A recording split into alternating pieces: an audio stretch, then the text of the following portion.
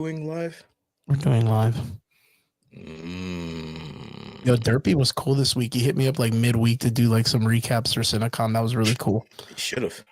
Brian, we gotta jump on with him one day. All of Listen, us. how dare you say that to me? How dare you say that to me? Brian's been telling me I gotta do this shit like for like the last year, dude. How dare Right, you say did that you to see the me? Naked Gun trailer? The Naked Gun trailer. I did eventually see it, yes. What do you think of that? Cool. What are we gonna talk about on the show? I'm excited for it. I'm excited. Yeah, I think it's gonna be all right. But yeah, we gotta jump on with Derpy one day. He's a man of the hour, dude. He was doing real good, solid stuff. like it. I was really excited to be I on was there. getting like 100 views. Let's go over there Yes, and fuck hey, up dude, this that's still something, man. That's awesome, man. I That know. is still so fucking good. I shot up from like 50 to 80. So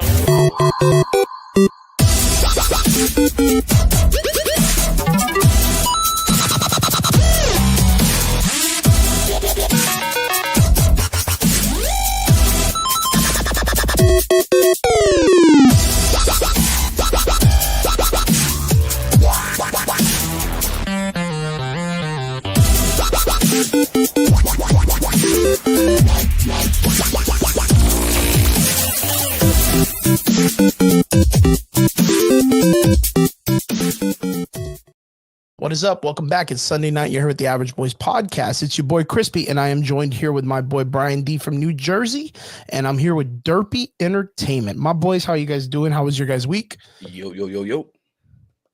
Derpy, how you doing, man? I'm doing good. Yeah. How was Hey, your fellas? it was a fun week. I'm not gonna lie, it was a fun week. We got CinemaCon dropped, and they did not hold back. And you know what? It really reminded me. Brian is the one that always brings this up a lot in the show and stuff like that. James Gunn and some of the cast from Superman showed up, like on site, and they brought some information and all that stuff. So, and we were talking about what was it? San Diego Comic Con and all that stuff, right? New York Comic Con, how they'd been kind of like missing. Mhm. So finally, right? Yeah, we finally that got was- something. Yeah, that was super I dope. told you weeks ago it was gonna happen. Yeah, but still, I mean, bring it, Brian. How long have we been talking about it? Like for man, that's like our biggest gripe, wasn't it? Yeah, that was something that I kind of kept reiterating, but I mean, this time around, they everybody came with some stuff, man. Yeah, it was really really good. Guys, how was your guys' week, man? Just living. How was it? Derpy, man. Let's Yeah, go, Derps. Well, good. Duke lost, unfortunately, oh yeah, about that. but I had a good week. Wait, who lost? Duke. The college football? Did you just say college football, Brian? He did. Yeah, you gotta But understand. you got to understand something that Chris is so sports illiterate. You just gotta. I only just gotta watch roll with it. fighting. I barely Duke is watch only that. relevant in one sport, and that's Yeah. basketball. I only literally watch fighting, and even with that, I don't get to watch all of them all the time. So, you're gonna have Duke. Okay, explain. It was the Final Four yesterday. Oh, that's basketball. Yeah. Okay, Yeah. there you go. You see, I know something. I know. I know you what the Final Four is. I know what the Final Four is. So, I had a good time watching that with my father. Brian, are you watching that right now?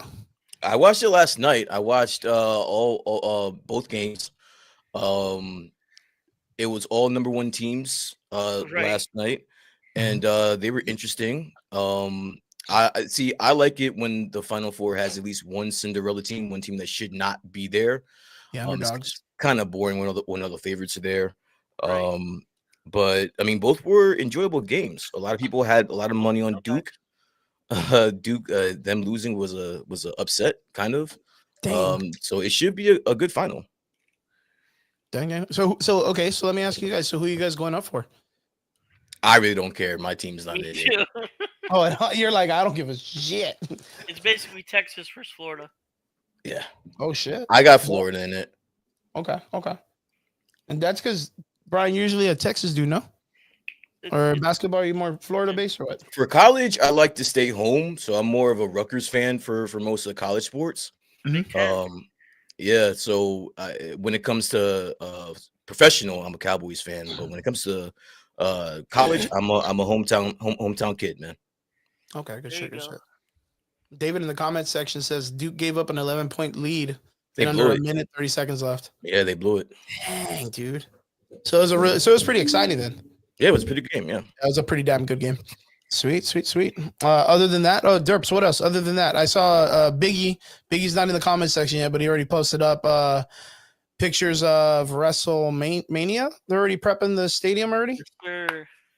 They're not prepping the stadium yet, but it's what, 2 weeks away? It's Nice. late. It's usually either this 17th.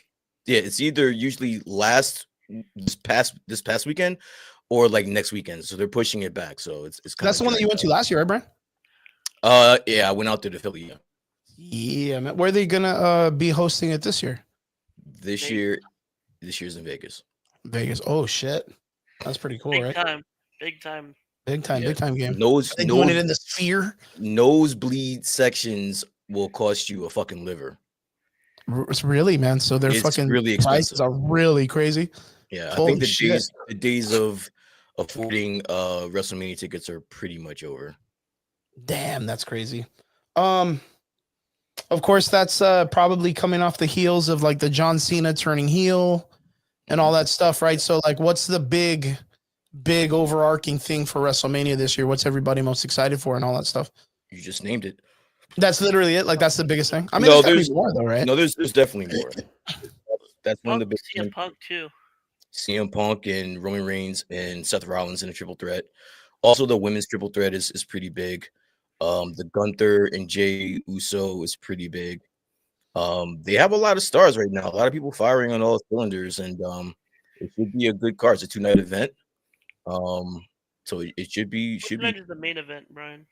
So it's got to be. It's already announced that probably for night one, the main event is going to be the Seth Rollins, Roman Reigns, and CM Punk match. 2 nights. That's right. And it was just announced that the favor that CM Punk wanted was for Paul Heyman to walk him down to the ring and be in his corner, as opposed to Roman Reigns. And then night two is going to be the John Cena versus Cody Rhodes. Which one are you most excited for, Brian?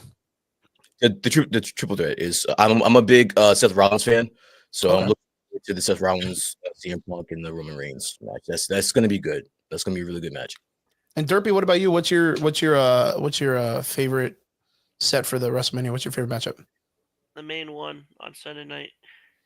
John Is that Cena. the CM John Punk? Cena. CM Punk? Yeah, John Oh, is Cena. that John Cena and The Rock and stuff? Yeah. Okay. Brian, I have to ask you because I usually ask you these type of weird questions because you know me, I'm not really like too caught up on the wrestle stuff. But like, Yeah. I Good. remember you and I were talking about this a couple months ago, and you were saying that the only kind of like legitimate story at the time was like the bloodline. I think you said the blood pack or the bloodline, something like that. That shit is so dead now. Yeah, but yeah. I was yeah.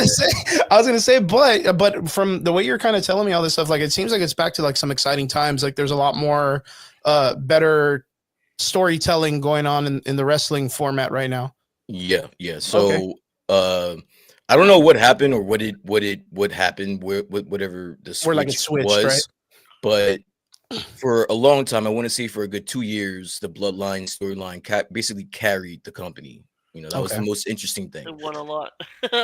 Yeah. And That now was all you the just Samoan have guys, right? The Samoan guys. now you have Roman Reigns, and all those guys. Yep, and Solo and all them. But now you have so many different storylines going at once, and they're all interesting. They've all been building for the past couple months, and you know it's ready to blow. Nice, man. Nice. That's really good to know. I mean, because from the last time you told me that it was kind of stale across the board, except for that Mhm. one group of people. But now that they got their work back in, it seems like it's going to be really, really exciting matchups. Yeah, You you should watch. Go for it. I'm sorry. I said no. You should watch it. It's good. I was about to say. I was like, would you recommend it like a good starting point, or even like a position where I'm in, where I'm very, very casual?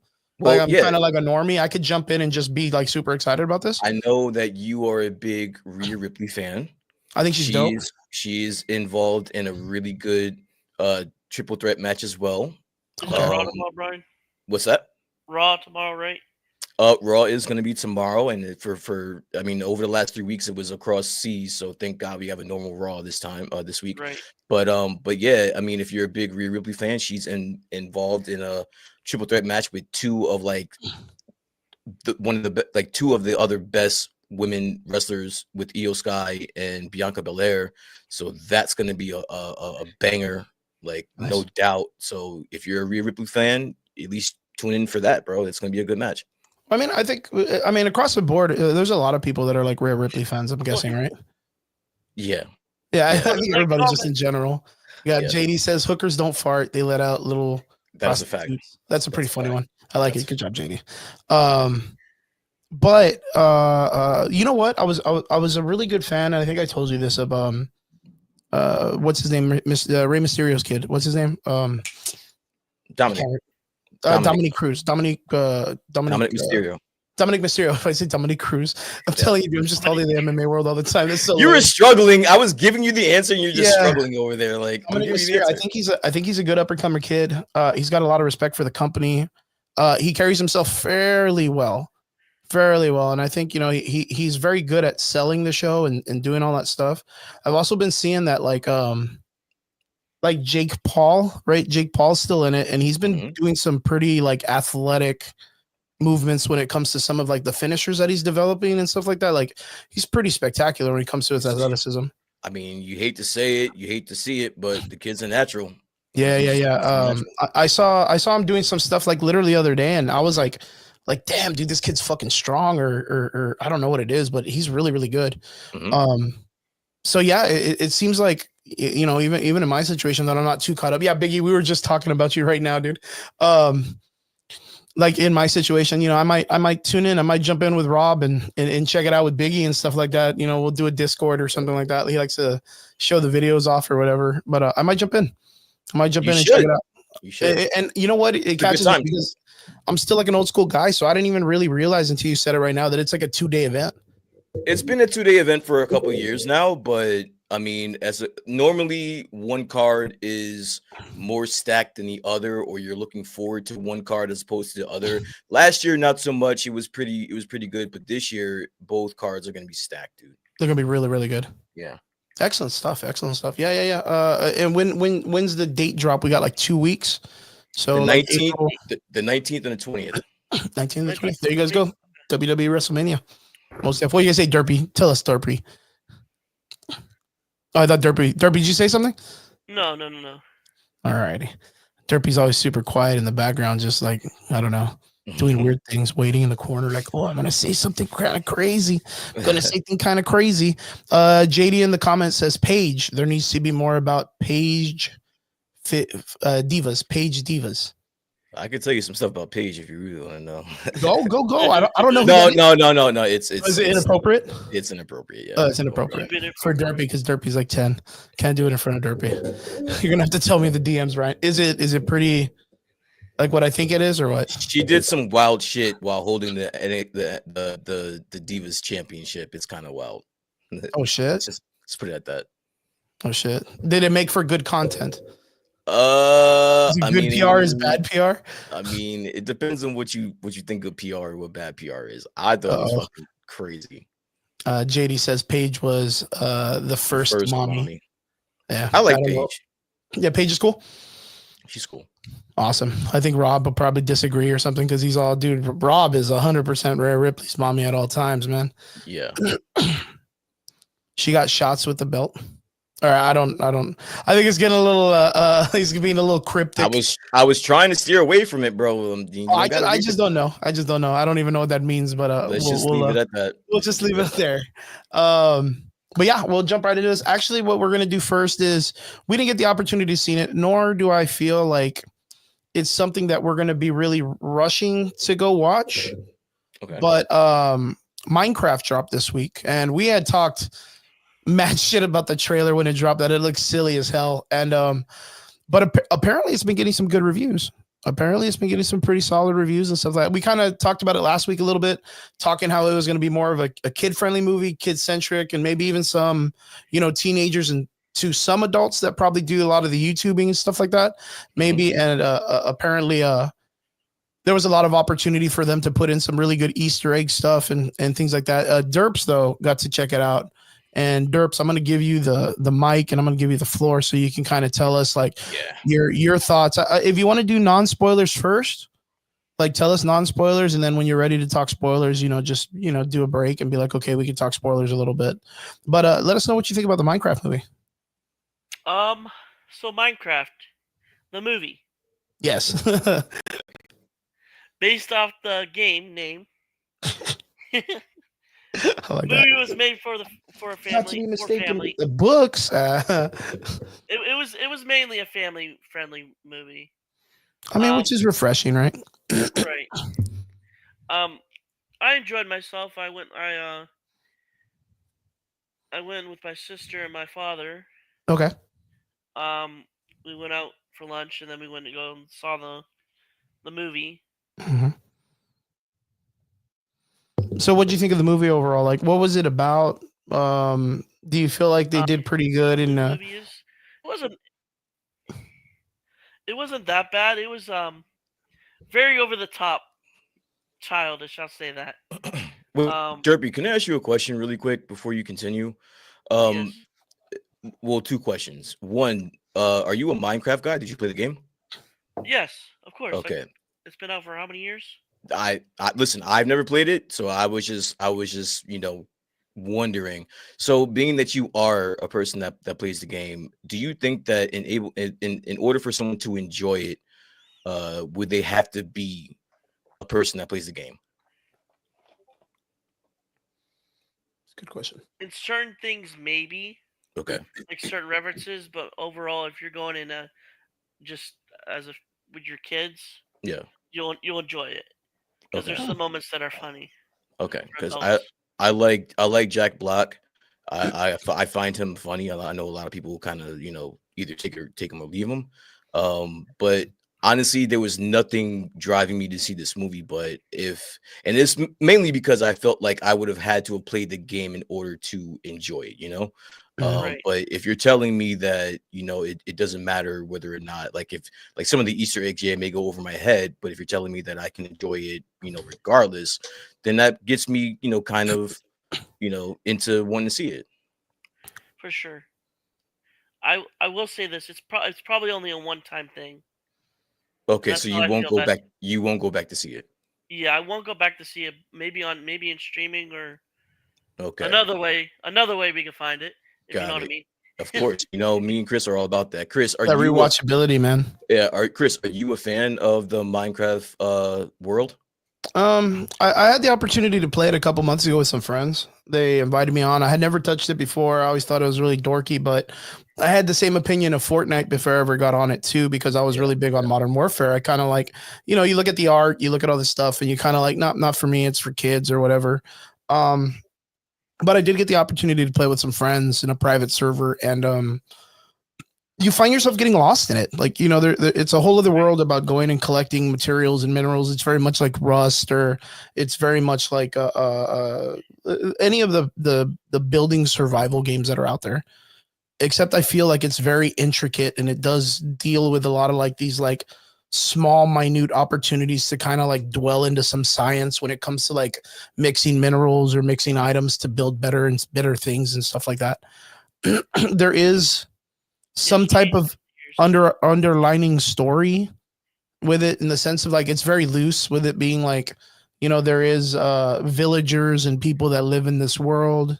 There is like a nether world, like a hell almost, or like a different dimension that has like I forgot what it's called, like the big dragon that you can destroy and fight and stuff. Ender Dragon. Yeah, there is like a undermining story that's very small, and you don't have to do it, but you could if you want. It's really hard to do. Yeah, it has its difficulties too, right? I won't deny that, but I kind of felt from that we were watching the trailers and we were checking it out before the movie came out. It had a very Jumanji-ish kind of like vibe to it with the cast and stuff.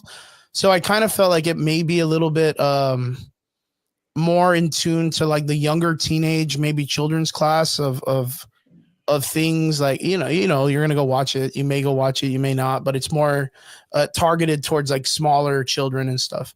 So a lot of this stuff, it's a video game, but again, like Derpy said, like the game's been around for such a long time that some of the audience has already been adults and they're like married and they have children, and this can pull very far. And I did see that in one of like there was like a small TikTok trailer that I saw for no reason. And like again, I'm not like a big like crazy fan of this at all. So it just popped up out of nowhere. And apparently in the game or well in Minecraft history, I guess, there was like a YouTuber who passed away of cancer that was really, really big.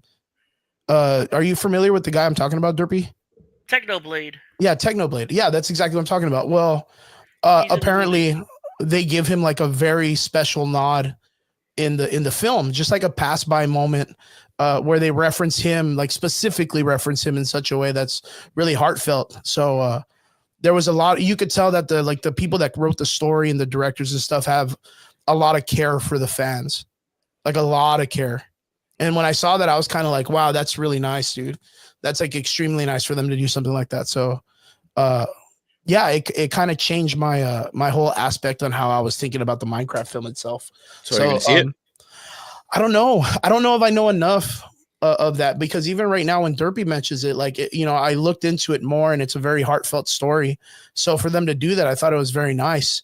But I don't know if that movie really just resonates with me. Again, like the way it looks, it looks a little like corny, funny. And which is cool. I mean, it wouldn't be something that I wouldn't say no to. You know what I mean? If I had a group of friends. I was gonna say, I don't mean to cut you off. It definitely gives that Jumanji, like you said, that Jumanji vibe. Yeah. Like I feel like if it's like one of those like, you know, a Sunday evening, you know, you're not really doing much. You have a little bit of extra cash. You're hanging around with friends. You want to just do something except go to Barnes and Nobles. You know, you're gonna. Well, that's for us. I love going to Barnes and Nobles. Fucking Brian's gonna be like Barnes and Nobles. What the fuck? I love going to Barnes and Nobles. Listen. If I ever go to Barnes and Nobles and you lose me, I'm definitely in like the manga section, bro. Oh, most def. But like down here where I live, like that's like a date place to go or something. I don't know if it's like that in your area. Do you guys have like the Starbucks in there and all that shit, or is it just yeah? It's a nice chill place, dude. Yeah, you can make a day of that shit. Yeah, I love going to the Barnes and Nobles. You know what's even crazier is we used to have a Hastings. You guys probably still have Hastings somewhere, right? I have no idea what that is. You know what Hastings is? It's kind of like Barnes and Nobles, but just an older variant. It's like Suncoast, like the Suncoast variation. You know Suncoast in the mall? It's like an old school record and movies and stuff like that back in the day. We never had a Suncoast out here. Dang, that's crazy. Yeah.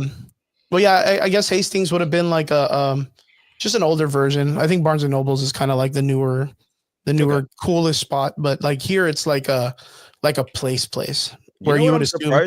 You know what I'm surprised about? I'm surprised that like Barnes and Nobles is still around because you would think that like Amazon would have killed it by now. Right? They would have killed it by now, but Barnes and Noble is still going strong, dude. I think it's because of the social interaction. I think because they treat it like the cooler cousin version of like a library. Yeah. You know what I mean? I really dig that. And then not only that, usually Barnes and Nobles are pretty good in locations. They usually put them in a lot of like walking areas. Malls or something like that. Yeah. So they understand the foot traffic that's needed for it, right? Elizabeth earlier, what's up, Liz? Sorry, I missed your message earlier. She said never got into Minecraft, but Dragon Quest Builder was really fun. And if y'all get a chance to play them, yeah, Dragon Quest is super good. Can I say something really quick before you continue? Yes. Liz, I want to say Liz, big shout out to Liz, by the way. I thought about you last week. I took a road trip to Florida and I finally stopped into my first Buc-ee's. Buc-ee's, dude. That was a cool picture. No. Yeah, I stopped to my first Buc-ee's and I told Chris it made me, and Liz was talking about the whole beef jerky thing and experience. Yeah. I told Chris it made me extremely uncomfortable to have so much jerky in one place. And fudge too. There should be no reason to have just a wall full of jerky, bro. That is insanity. But wasn't it cool though? Like the whole experience was cool. It was, don't get me wrong, it was a cool experience. And then they had like the alongside of the jerky, they had like the meat station where they just have just a shitload of fucking meat. Pause. Yeah, it was crazy, but I enjoyed it though. So what did you get to buy anything? I bought I went to like the dessert cookie section. I just got a bunch of a bunch of cookies and all that stuff. So, but I didn't get any jerky this time. But Liz was. Did you manage to try the beaver nuggets? I think they call them beaver nuggets. I saw that. I was going to, but I didn't get the nuggets. Look at our girl Liz. What kinds of? She'll be up in Jersey in June. There it is. There Liz, it is. if Liz, hit me up and we can go out or something. That'd be awesome. Yeah. The beaver nuggets are like a big thing. What are they? They're corn pops, dude. Remember the old cereal corn pops? Yeah. That's really what they are, but they're just bigger. But you don't need you're not gonna put them in cereal or whatever. You could just literally snack on them and stuff like that. Got it. So that's really what they are. They just taste the same. They don't have. I don't know if the corn ones, the corn pops are like a honey taste or like a sweet taste. Okay. I think they are, but yeah, the beaver nuggets are the ones that a lot of people go crazy for. So and that's the go-to for. That's the thing. Like that is that's like the vanilla base. Like everyone goes for that. Okay, I did see that. Like I'm guarantee like a lot of people do like the old fashioned beef jerky. Yeah. Which is like the main just basic flavor or whatever. It was a sensory overload. It's like me. I got fucking cracked pepper, teriyaki, and regular, bro. That's all I. Which one's your favorite? Me personally, I'm a teriyaki kind of guy. But dude. when I went to the when I went to the wall, bro, it was just like a sensory. It's overwhelming. It's overload, bro. It's overwhelming. It's like when you go buy shampoo and you're like, dude, just give me some fucking soap. It made me not want jerky. It's like if I was in the mood for jerky, I would walk over to the wall and just be like, you know what? I don't even want that shit. Like it's just too much. It's just a lot. Yeah, like whenever I get in those kind of situations, I feel like when I buy it and then I walk away and then someone like I leave, like after I bought it, someone goes, "Oh man, you fucked up. You should have bought this." I was like, bitch, they should have put that up on the fucking side and been like, this is a proud favorite. Like, get this one. I also tried their brisket sandwich. Holy shit. Really good. Yeah. Fuck yeah. I was gonna say like they make the food like the hot foods there are like they don't fuck around, man. Yeah. But that's so cool, man. And you know what? When I saw that picture, I had an idea. Like I was like, yo, is Brian driving down to Texas right now? He went to Florida and now they're kind of road tripping to Texas.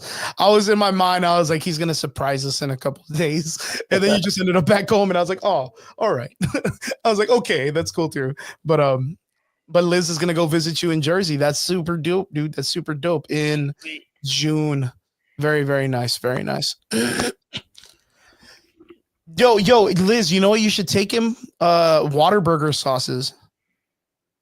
First off, don't disrespect me like that. I am a connoisseur of Whataburger. I used to live in Texas, and Whataburger. No, I'm saying like, do you get that? Do they sell it there? No, they don't. They'll sell it there. But I love Whataburger. At HEB, they sell like the condiments of Whataburger. So they have like the peppered Whataburger sauce or the ketchup, and they have I think like the honey butter biscuit sauce, and they have like just a bunch of badass shit that you could just have instead of regular ketchup, Heinz ketchup, you could have Whataburger ketchup at home. HEB is clutch, by the way. You guys have a gym in HEB. Let me tell you. Wait, is that real? There's no way. We got a gym in HEB. We don't have that out here, bro. Yeah, you don't have a. No, in my mind, I'm like, is there an HEB with a gym in it? That'd be so cool if it did. That would be so badass. What's up, Chrissy? Good to see you in the comment section. Good to see you, Chrissy. Patty melt sauce. Yes, they do, man. They sell the patty melt sauce also. Nice. No, you put that on a Philly cheesesteak, you practically get a patty melt. I lived off of Whataburger for like 3 months straight. Yeah. That's so dope. That is so dope. Whataburger's the best. Oh, well, you know what? Let me ask, because I don't know what that opportunity is like, because we don't have one down here yet. You live in a bigger cosmopolitan area. What do you think? In-N-Out or Whataburger? What was your choice on this? Whataburger, easily. For real? In-N-Out. By chance, and this is just me calling it out. What would you say, Derpy? We could hear you a little bit. Let me see, Derpy, say something real quick. Check. Minecraft. Yeah, Minecraft. We could hear you. Yeah, we could hear you pretty good. Okay, but real quick, I just want to ask this. But what would be your comparison of an In-N-Out burger to any other? Is it like Five Guys burgers? To In-N-Out, I don't think we have it. I guess maybe Five Guys would be the closest comparison. We don't have like a like for us, it would be like a Shake Shack or like something like that out here. Do you guys have Shake Shack out there? Nah, we don't have that down here. What about a Checkers? Do you guys have a Checkers still? Oh hell yeah, bro! I got a Dude, Checkers I like love 5 minutes from fucking my house, Checkers, bro. dude. Hands down, Checkers has the best fries in the game. You want to know what sucks is we used to have 2 Checkers down here in the valley, and they closed both of them down like back in like the early 2000s. Sacrilegious. They just didn't make it. That Hardee's and Carl's Jr. didn't make it. We got Arby's still. I could leave the Carl's Juniors, but Checkers or Checkers / Rallies, you gotta have that, dude. Gotta have that. Every time I go out of Texas, dude, fucking Rallies or Checkers is my place to go, dude. I never fuck around with that, dude. That's like my thing. Never fuck around with that. I'm just like, yo, where's the closest Checkers? That's where I gotta stop. I went to the BKFC fights in Clearwaters, and our hotel was a block away from Checkers, dude. I was like, fuck this place. I'm there every day. Don't get me wrong. Checkers will definitely fuck up your stomach and give you the shits, but it's so worth it. Oh, it's just it's so worth it. Do you guys have White Castle out there or no? Okay, so we don't have a White Castle franchise. Okay. But we do sell the White Castle products at like Walmart and HEB and things like that. But it's not the same though, right? It's not. Hell no. It's not the same. Yeah, it's definitely not the same.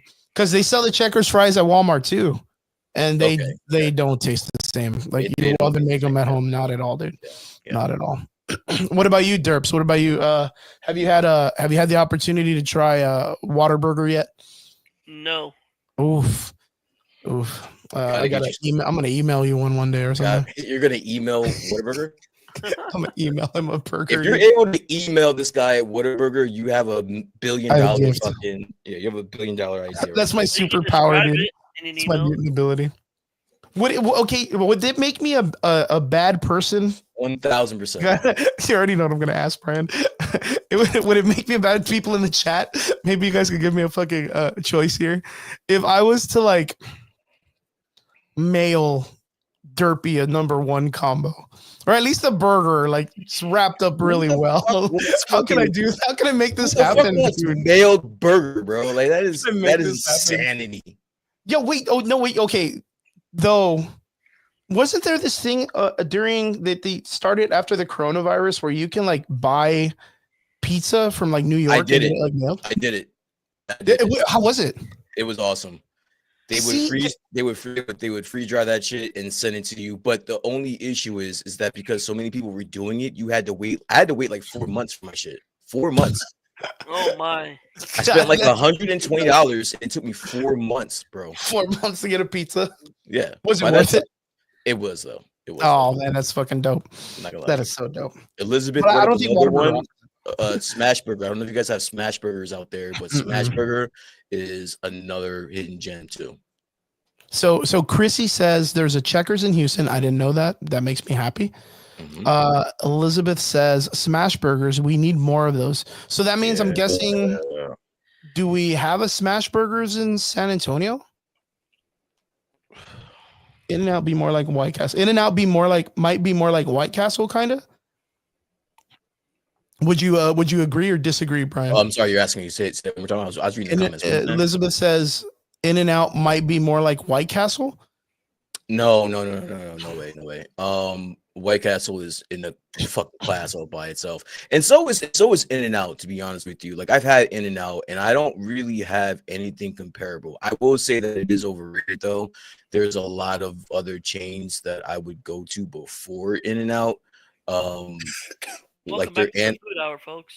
Yeah, I was gonna say we were spending way too much time talking about this, but the animal style burgers or fries or whatever, it's good. But there's a lot of other chains I would pick before In-N-Out. I would pick Whataburger before In-N-Out. Derpy, what's your go-to burger place? And don't say Burger King, because I'll reach through the camera and choke you, dude. I swear to God. Burger King. Burger King. It's like Burger King. Hey Nina, what's your go-to burger place, Derpy? Burger King. Deadass. I had that last night, to be honest. Deadass. He's like, listen, I'm not gonna shit on Derpy on this one because I had that shit last night, bro. I had it last night, bro. You get me a double Whopper with cheese and the halvesies, the half onion rings, half fries, bro, and a Dr. Pepper, bro. I'm a happy camper, dude. Yo, yeah, and then that's not even to mention that they have the $7 deal right now. Yeah. That's fucking dope, dude. All the chicken burgers and the what junior whoppers. Yeah, I'm not gonna shit on it. It's just like you expect people to be like, we're talking about Whataburger and In-N-Out. Like you don't really want to consider Burger King in those options.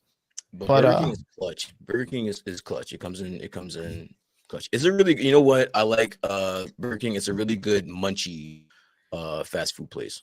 straight If you got the munchies, Burger King, Right. awesome. mozzarella sticks too, man. 1000%. Mozzarella sticks. The mozzarella sauce from there is the fire, dude.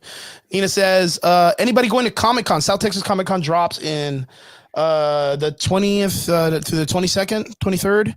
And she asks also, are you gonna Chris, are you gonna dress up this time for Comic-Con? I don't think I am this year. You're dressing up days. I am making a costume. You're washed. You're washed. You're not making anything. You're washed, bro. I am washed You're up. washed. I am not dressing up. I can't no more, man. It just hurts so much. Huh? I said But, he's going to Zombie Captain America. Zombie Captain Bill, that would be dope, man. I am making a Galactus outfit for a friend of mine, though.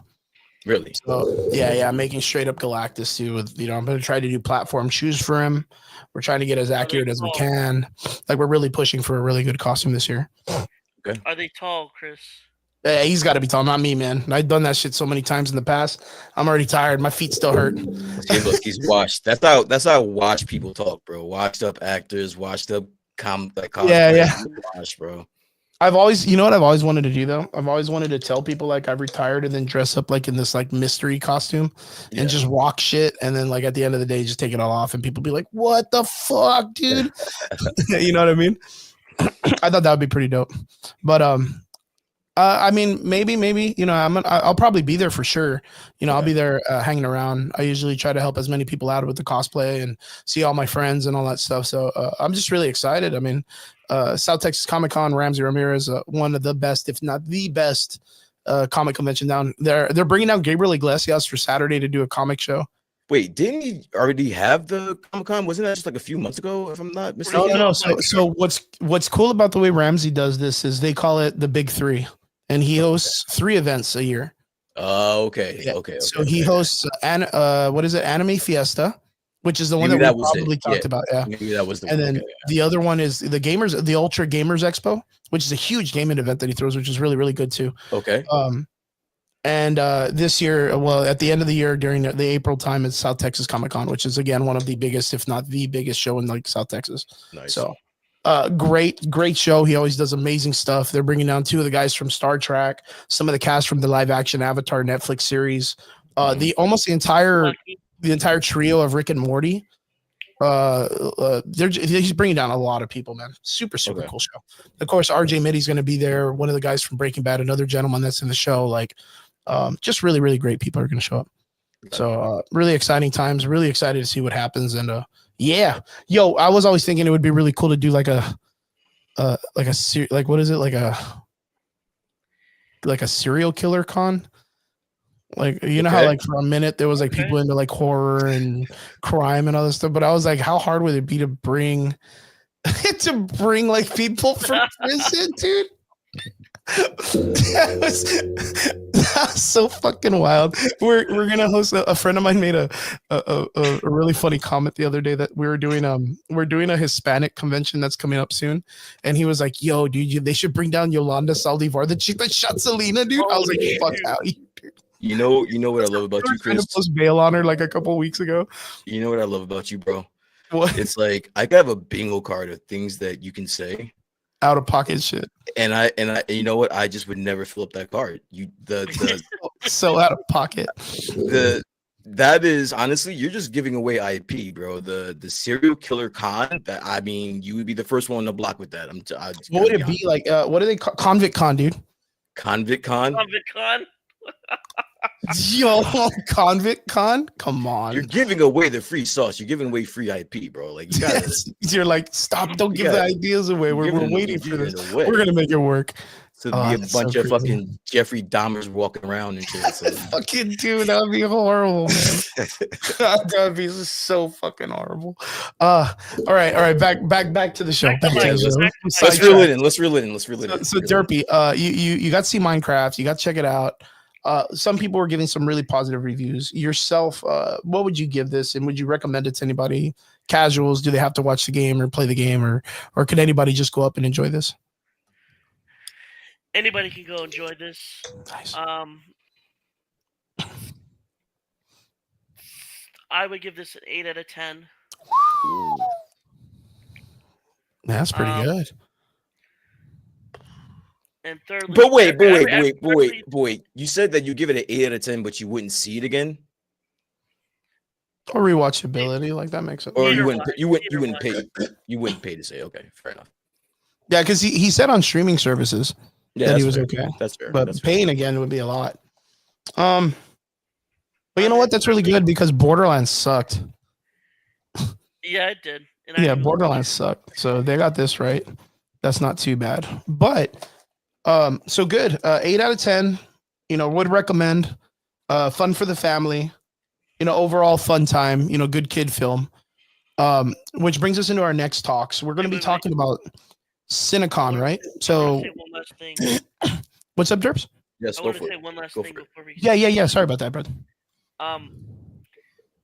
From Thursday to today, every showing at my theater was booked. Really? Yeah, it was sold out. Damn, man. Damn, Snow White couldn't even do that, dude. Yeah, so all I'm saying is, it's gonna make a lot of money. I can see It's that. Minecraft, too. But like you hit the nail on the head. It's a game that people grew up with. It's been around for God knows Beloved. how long. Yeah, it's like 2009. like for God knows how long. So there's gonna be a lot of people that are, and even like and there's that age range of that it's gonna touch people is so wide. Yeah, it's gonna make a lot of money. And then you put someone like Jack Black in the lead, and then you bring in Jason Momoa, two really, really heavy-hitting actors that people just love to see in general. No. That's pretty good. That's across the board good. I mean, and like I said, like Borderlands sucked, dude. So like breaking that curse is so nice, dude. Yeah. And then Snow White was horrible. So getting people to the theaters is just as hard, which I don't know how that chick's going to handle this when Minecraft kicks its ass. You know what I mean? Honestly, anybody, I don't think it's a far stretch that Minecraft is doing as well as it is. Again, it's a beloved franchise. So Snow White is a movie from what, the 60s, 70s, Yeah, or whatever, like 30s or something like that. Like it is what it is. Yeah. So this past week we had a really big drop for film and movies and all that stuff. We had another big convention, which brought a lot of people into town for it, called Cinecon, right? Cinecon drops, and they had like, again, Brian has brought this up on the show so many times when it comes to like San Diego Comic-Con, New York Comic-Con, how a lot of these conventions haven't really been bringing a lot when it's been coming to like recent films and recent superhero stuff, right? Mhm. So CinemaCon came and dropped a lot of stuff. They had people showing up, and they showed up good. But being that we're on the fact of, I want to get this one out of the way because I think it's good talking points, and I think it was pretty good for the first film, and we're gonna have the second film coming up. But we got a teaser trailer this past week for Five Nights at Freddy's. Speaking about video game trailers, right? We got Five Nights at Freddy's 2 teaser trailer. Brian, I know you're not really like a Five Nights fan, and I think you didn't even really care to see the first one, did you? I ended up seeing You it did- only. you did see it. Yeah, I ended up seeing it only because I didn't have to pay for it. Yeah. Well, no, I mean, again, we talked about that also, where they showed it in film and in stream, right? Yeah, They did it like on Prime. Yeah. So I thought that was a good move. I've been Genius. talking about how theaters are kind of like in a rut. So for them to be able to show it in stream, I think that was really nice of them. Yeah. So for me, I enjoyed the first movie. Was it as great as the video game was? I think it really missed some tones. Right. It was kind of a little underwhelming. I know when Brian went in, you were really excited because of like the stuff behind it. And then when you saw it, I think you were like, nah, it was kind of underwhelming. Right. Honestly, I don't know. Honestly, I liked it more. Okay. So I think had I paid for it, I'd be pissed. Yeah, I'd be mad. But the fact that I was just able to chill in my own house and just not pay for it, I enjoyed it. I wasn't, again, the the anticipation was, kind of low, or I should say the bar was low. So I really wasn't expecting anything. I never played the game, so again, I don't have anything to base it off of. You never But played the like, game? I never. I kind of missed that The age, right? that age for it. It was a good little point. bit after me. Yeah, it's a little bit after me. What about? Did your daughter ever get to watch it? No. Again, and she missed it. Like that was before her and after me, so it was in that little weird, Oh, that makes sense. that weird area where she wouldn't have been exposed to it. But I know that you were big fans. Let me ask you. I'm gonna ask you kind of the same question that I asked Derpy, being that you are avid fan of the property. Like being that you were such a fan, Mhm. let's say for me, as for instance, did I need to be a fan to enjoy that more than I did? I think there were parts in the film that relate Yeah. better in the video game. Okay. And when they transitioned it into live action, I guarantee they were in the writer's room and they were like, yeah, that's not going to make sense. We got to change it Okay. for the normal audience, right? Because if they were going to come in and be like, oh, if we kill these kids, we're going to take the essence of their fear and use that to control these robots. Okay. Rather than them to say, nah, let's just put these kids in the grinder and just make the parts out of the kids. You know what I mean? Like you're like, I'm gonna be honest with you though. If they kind of harped on that aspect of it, although it's a little bit like crossing the line of the age of people that need to that can watch this movie, I would I would have been a little bit more interesting. Had they focused more on, had they gotten to the plot like meat and quicker, potatoes, like, had they gotten to it quicker and then expanded it on it, I think I would have enjoyed it a little bit more. They kind of waited way too long. It's really crazy because the Five Nights at Freddy's story in the video game it's gory, dude. It's crazy when you break it down of a dude serial killing kids and shoving them in robots and them haunting parts. Like there's a lot of fucking crazy to it if you break it down. See, to me, that is the that's interesting. Part. Yeah. It tells for interesting. Had they gotten to that, I think I would have liked it a little bit more. But I would the only thing that I would push back on it is say, how do you get that to translate and it still be a kid goosebump style horror story? See, and I think that's where they fucked. That's where the translation is, right? I think that's where they messed up. They were kind of stuck in the middle of trying to keep it like family friendly kind of, but with a adult concept. I think had they went full horror and full gore, they would have knocked that out the park, dude. Derpy, what about you? What do you think, man? I think that most of the film was faithful. I mean, some of it wasn't as faithful. There were parts that kind of disinterested me. I wish, like you said, they would have been a little bit more gory, Brian. Wait, say that one more time. I wish it would have been more gory. Yeah, 1000%. Really good point.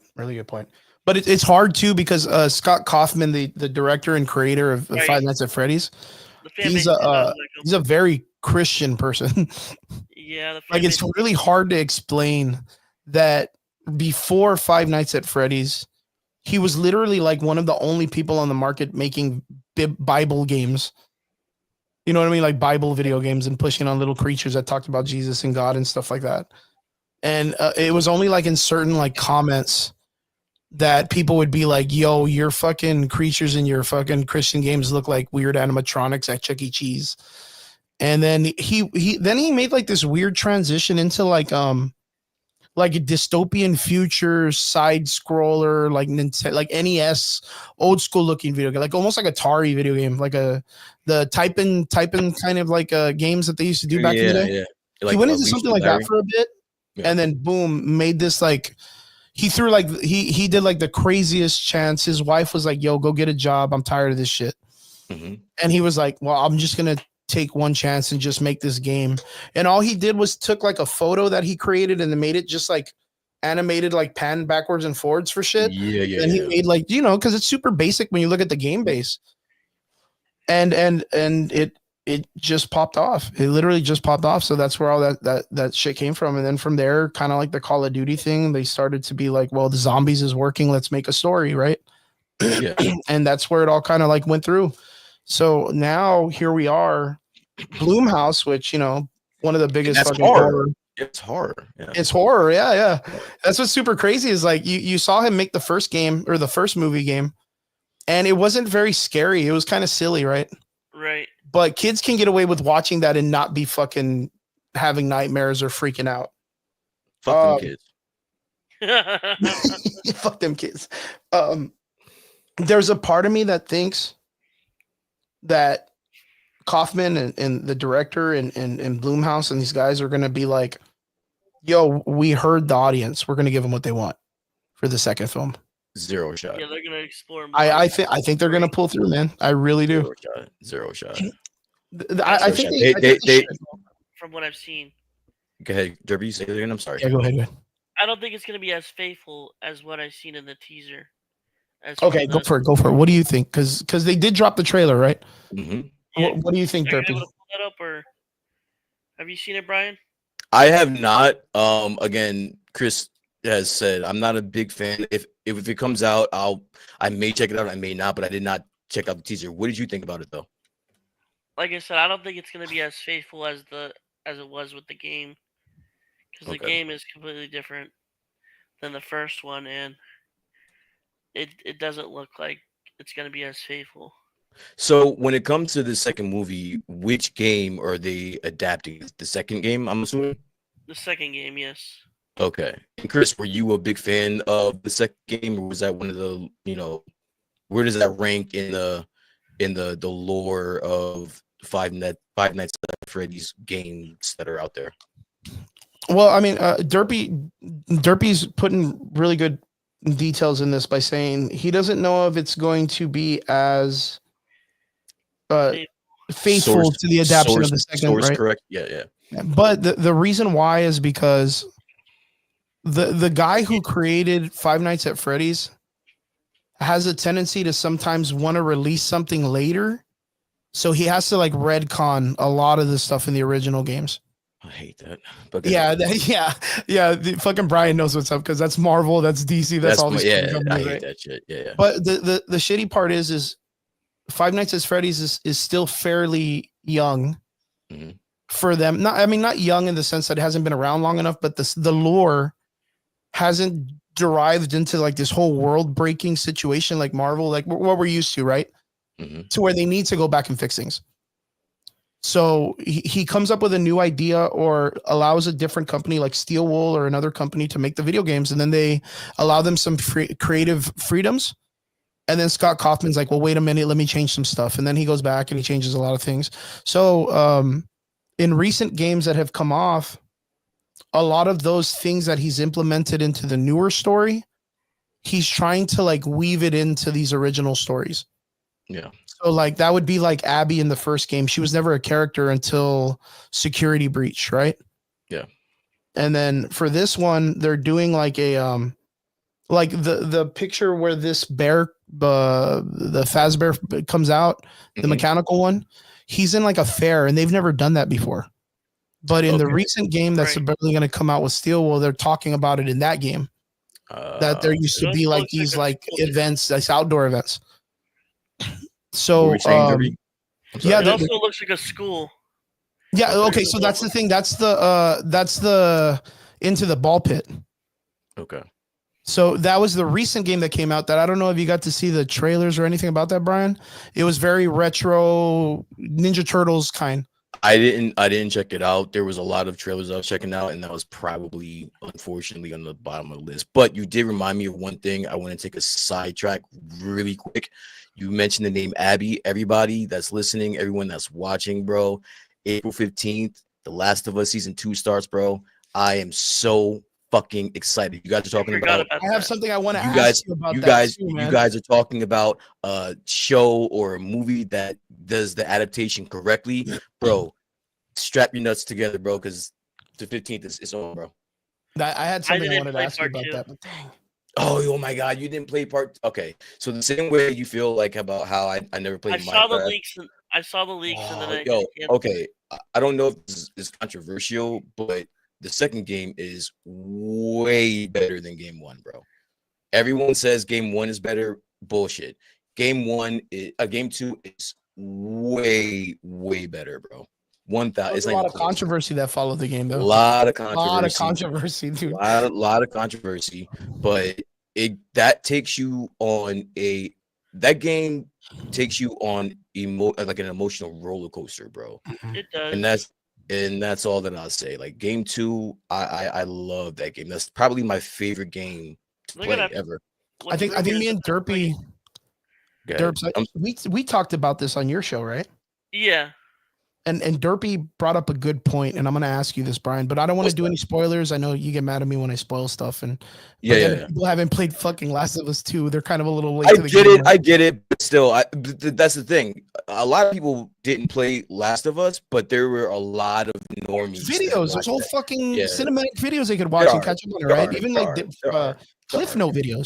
But Last this of Us game, is a movement, though. but maybe if you wanted to spoil the first one, I get it. The second one, you cannot spoil that one. That one, you can't spoil that. There's too Absolutely. many moments. There's Last of Us Part 2. There's too many moments that you cannot It's spoil. yeah, it'll ruin it for somebody. Like there's Okay, a but- lot of what the Yeah. F moments in So- Part 2. The thing that I wanted to ask you is,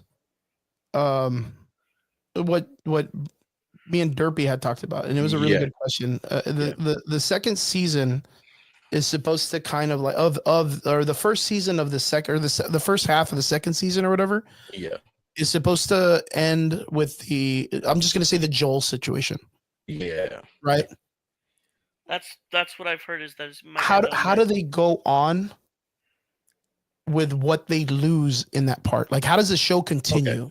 Okay, so I don't want to go any more deeper than I just want you to like maybe we could talk about it later off camera. No. I can totally. I can win Ryan, this this without. is gonna be hard to explain because Yeah. No. I got it. Watch, Derpy. I got it. Okay. I got it. Because Because you played Part 2. I've only saw the leaks, but you played Yeah. Part 2. yeah, So it's there's so much. there's a lot. There's definitely a lot. But when you speak of the quote unquote Joel situation, that happens relatively early Yep. in game 2. Tutorial So- level almost. Yeah, so like from There's what I heard is that they're going to make multiple seasons of this show. Mhm. So they're going to take their time. 3 and 4. Yeah, it, so- and then yeah. that's it. Exactly. So they're going to make multiple seasons of this. So they're going to take their time. I think I also heard that they're going to start putting in some original ideas into Okay, into that's what I the was next gonna ask. season. So they're going to take some liberties with it, but yeah, they when it comes to that situation that kind of happens relative game 2 is long as fuck, bro. Like if you It think is game very one- long. It is. yeah, if you think the first game is long, the second game is extremely fucking long. Like Got a lot of content. and and the Joel situation happens relatively early in the second game, so they can space this out. But do you think they have enough star quality to carry the show? After watching season 1, dude, I don't second guess them for Okay. a second. That makes me that's comfortable. If you say it, I'm down. If you say They it, I'm down. So I don't know. they The actress, so I don't know. I don't know if the actress who plays Ellie is up for this. You know what I mean? Up for Okay. those moments. That's a good point. She's Mark very in the she's very first- dry sometimes. but that's the character. And honestly, I think that it's funny because I was and it's so funny that we're watching this. I was rewatching this with somebody last night, season 1, and I forgot just how good that show is, bro. It's good, Everyone- man. It's fucking everyone- good. Everyone did a great job, and I have all the faith in the chick that plays Ellie. My only concern is Abby. I'm concerned Yep. about that. The That's my casting, Yep. yeah. The casting for Abby has me a little bit She- concerned. In the Part 2, she's like muscular, and Yeah, in this one, she's like really skinny. Like a Yeah. regular size female. Right? yeah. It's And fine. that- It's fine. and that, but honestly, the only reason why I'm saying that is because it plays such a big part into It the does. dynamic between her and Ellie. You know what I'm saying? Like that matters. The fact that Abby is a bigger Is a tank. Yeah. yeah, like Tank that. character. Yeah, that matters. But that's my only concern. You know, you're gonna have Pedro Pascal, who is going to knock this out the park. This is gonna be his time to shine, bro. Yeah. And like Bella Ramsey, that's her name. I think Yeah. she did a great job in the first season. I think she's gonna knock it out the park the second season. My only reservation is gonna be the Abby casting. That's it. Everything else, I have no problem. Michael Betancourt, of course, coming in with the facts. She played Birdie in Prime, and of course, she was in Game of Thrones. Mhm. She has dynamic range. Yeah, she's great, dude. So we'll have to have faith. I have faith when Brian tells me. But let's go back to Five Nights at Freddy's. I just wanted to just reiterate. Sorry about that. No, it was good. It's good. I really wanted to ask you that question. It'd been on my mind like since I talked to Derby about it, and this was like Tuesday. So we go to Five Nights at Freddy's. There was a video game that recently got released that was called Into the Ball Pit, and it dealt with this kid who goes to an arcade, and they have a ball pit there. And when he goes into it, it teleports him to an alternate dimension where he goes back to the original arcade. But when he goes back to school, he ends up going back in the past when the original, not the Bite, but when what's his face? When Afton, right? William Afton, when he starts killing kids and all this stuff, everyone goes fucking nuts in the arcade and starts running. This guy ends up trying to meet up with his friends again, but retreats back into the ball pit when being chased. And apparently when he gets out, his dad was there to pick him up. And then his dad gets dragged into the ball pit by William Afton, the Five Nights at Freddy's guy, right? The bear from the first film, and who ends up possessing his dad in the real world. So it doesn't really explain how that all works. Well, it's kind of weird, right? That sounds a little bit far out, dude. Yeah, it's really weird, dude. It's really weird. Of course, it's stories for kids, Goosebumps kind of shit, right? Yeah, I'm not gonna lie, it's really out of pocket. Yeah, but the crazy thing is in that story, the kid has to go to school and he's trying to reiterate his life and dealing with his dad being now a possessed version of the William Afton character, the big bear that's like haunting him. Yeah. So I think that's why the school ends up playing a factor. But what I think what's going to end up happening, which I think might work fairly well for this story, is the William Afton's character or the company that he used to work for will probably send in a group of people to go and grab all of the old animatronics, which have the children's spirits and all that stuff in them, right? Mm-hmm. And then what they're going to do is they're going to take some of those animatronic robotics, like the AI stuff, and put it in these new versions. But they're going to allow these robots to be out free, open. So these now are going to be attacking people in their households. Yeah. They're not really going to be in the arcade anymore. In the arcade. They're going to be like they're mobile now. They're mobile. These motherfuckers are mobile. Yeah, they're on the move now. They're on the move now. Yeah. So we're going to end up getting like tropey horror film. We're going to get like the Michael Myers, the Jason characters, the overarching like scary characters that go into your house and chase you and shit. Honestly, that was the best part of the first movie was when what's his name, Fozzie Bear or whatever the fuck his name is. Yeah, the Golden Freddy, right? The one that ends up in the house and shit. Yeah. That was like the best part. Like, what the fuck? Yeah, well, even for us, the fans, we didn't know that was going to happen. That kind of Easter eggs into one of the video games in one of like some, because there's Brian, I'm not gonna lie, like I've told you before, I'm a big lore guy, right? It gets crazy. Yeah, it gets crazy. It gets fucking crazy, like super crazy. Like there's people that spend hours breaking down like the most minute things about this because of the Easter egg cells, which is the most important thing, right? The fun part. But even as us seeing that, when that happened, we were all the fans were like, "The fuck? How's he in a taxi or an Uber with his kid?" Or there was so many things. Yeah, that was wild. So there is like a lot of creative opportunities for them to kind of like expand.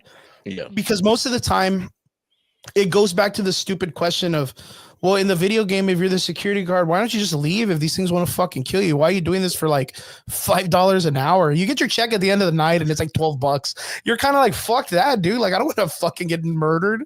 So there's a lot of like the silly kind of like out of pocket, like doesn't make sense things. So if you were to have a Five Nights at Freddy's in the arcade like the first one, all right, cool, closed down, Chuck E. Cheese, middle of the night, ooh, scary. You're not going to have that happen again. There's no way motherfuckers are going to go back to this shit over and over again, right? They're just going to lock that shit and be like, don't go in there.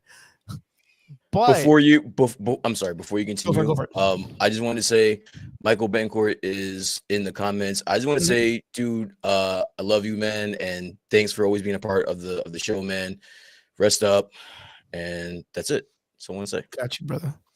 But yeah, he's here. He's here giving knowledge too. William Afton is Springtrap and the Big Yellow Bunny, isn't he? Yes, he is. Yes, he And what is. makes it so cool is it's the dude from Scream, the Scooby Doo guy. Yes, I forget his name. that's what. Yo, honestly, that is really the only reason why I watched the movie is because like I kind of like him, so I gave it a shot, and because it was free, of course. But and he yeah. was good too. Yeah, he was good. He was Yeah, he like, was good. and what's cool is like I think in the first film, and this is what really catches my eye, is we got the opportunity of him having the knife again. Well, you know, like the Scream movies back I in the scream, day. I scream. Yeah, yeah. Yeah, we got all these cool like little netbacks, but what we didn't get is we didn't get like we got the cool ass like him kicking the dude and having the fucking when he stands up and he's all in the Yeah, suit yeah, and yeah. we got all the cool parts, but he goes out he doesn't go out good. So we need to have some type of like he comes back, like I'm never dead kind of thing. You know what I mean? Yeah. Like I feel like that's super, super important. So we're gonna get that in some kind of weird aspect where he's like disfigured or he's stuck in the thing and he's like melting and you know he's that scary entity that's always there. Mhm. I always go back to this one thing in the comic books with Afton. I don't know, Derpy, if you're familiar with the books too. No. There's a scene where he's talking to a group of kids. It's from the first book. I forgot what it's called, but he takes like his shirt off, the Afton character, Yeah. and you see all of the stab wounds like symmetrical on his body, like a weird tribal tattoo, but it's Oh. from where the Springtrap closed on him. And it's Ugh. all the scars, and they look so fucking cool in the comic that I hope in some way we get that in the film. That like in some way he like removes like his shirt Is it and you gory? see all of the wounds symmetrical. Is it gory? No, because they're all healed. They're all wounds that are healed because it's already like past when the Springtrap closed on his body. But it's just such a cool thing that would be interesting because we had him get Springtrapped in the first film. So can you imagine in some weird way this guy like Saw survives? You know what I mean? And he removes the shit and he does his own medical stuff because he's, I don't know, like part genius or whatever, but he's a Like I say, like, psychopath. part And at the three. very end of this film, like when they're like, who's this guy or who's in charge of these robots? He comes out and he's like, I've been reborn or something. And he opens his shirt and you see all the fucking like scarred wounds in his body, symmetrical on both sides from the Springtrap, from like arms to chest. And then you start to realize like, oh fuck, this guy's like, he's crazy. You know what I mean? Like I hope we get some cool shit like that because the like Brian said, they're mobile. Like that's a really cool aspect for these characters to just be popping into people's houses in the middle of the night and shit. That's gonna be that's a really good opportunity to actually kind of kick it up a notch for a person like me that's looking for that. So hopefully you do that. But you know what? I'm gonna let you and Derpy watch it first. Yeah, you're gonna let us be the testers, And right? then let me know. Yeah, and then let me know. Yeah, no. I agree. Is this gonna I'm be really a excited. theaters? Do you guys know Yes. if this is theaters It's only? supposed to be theaters only.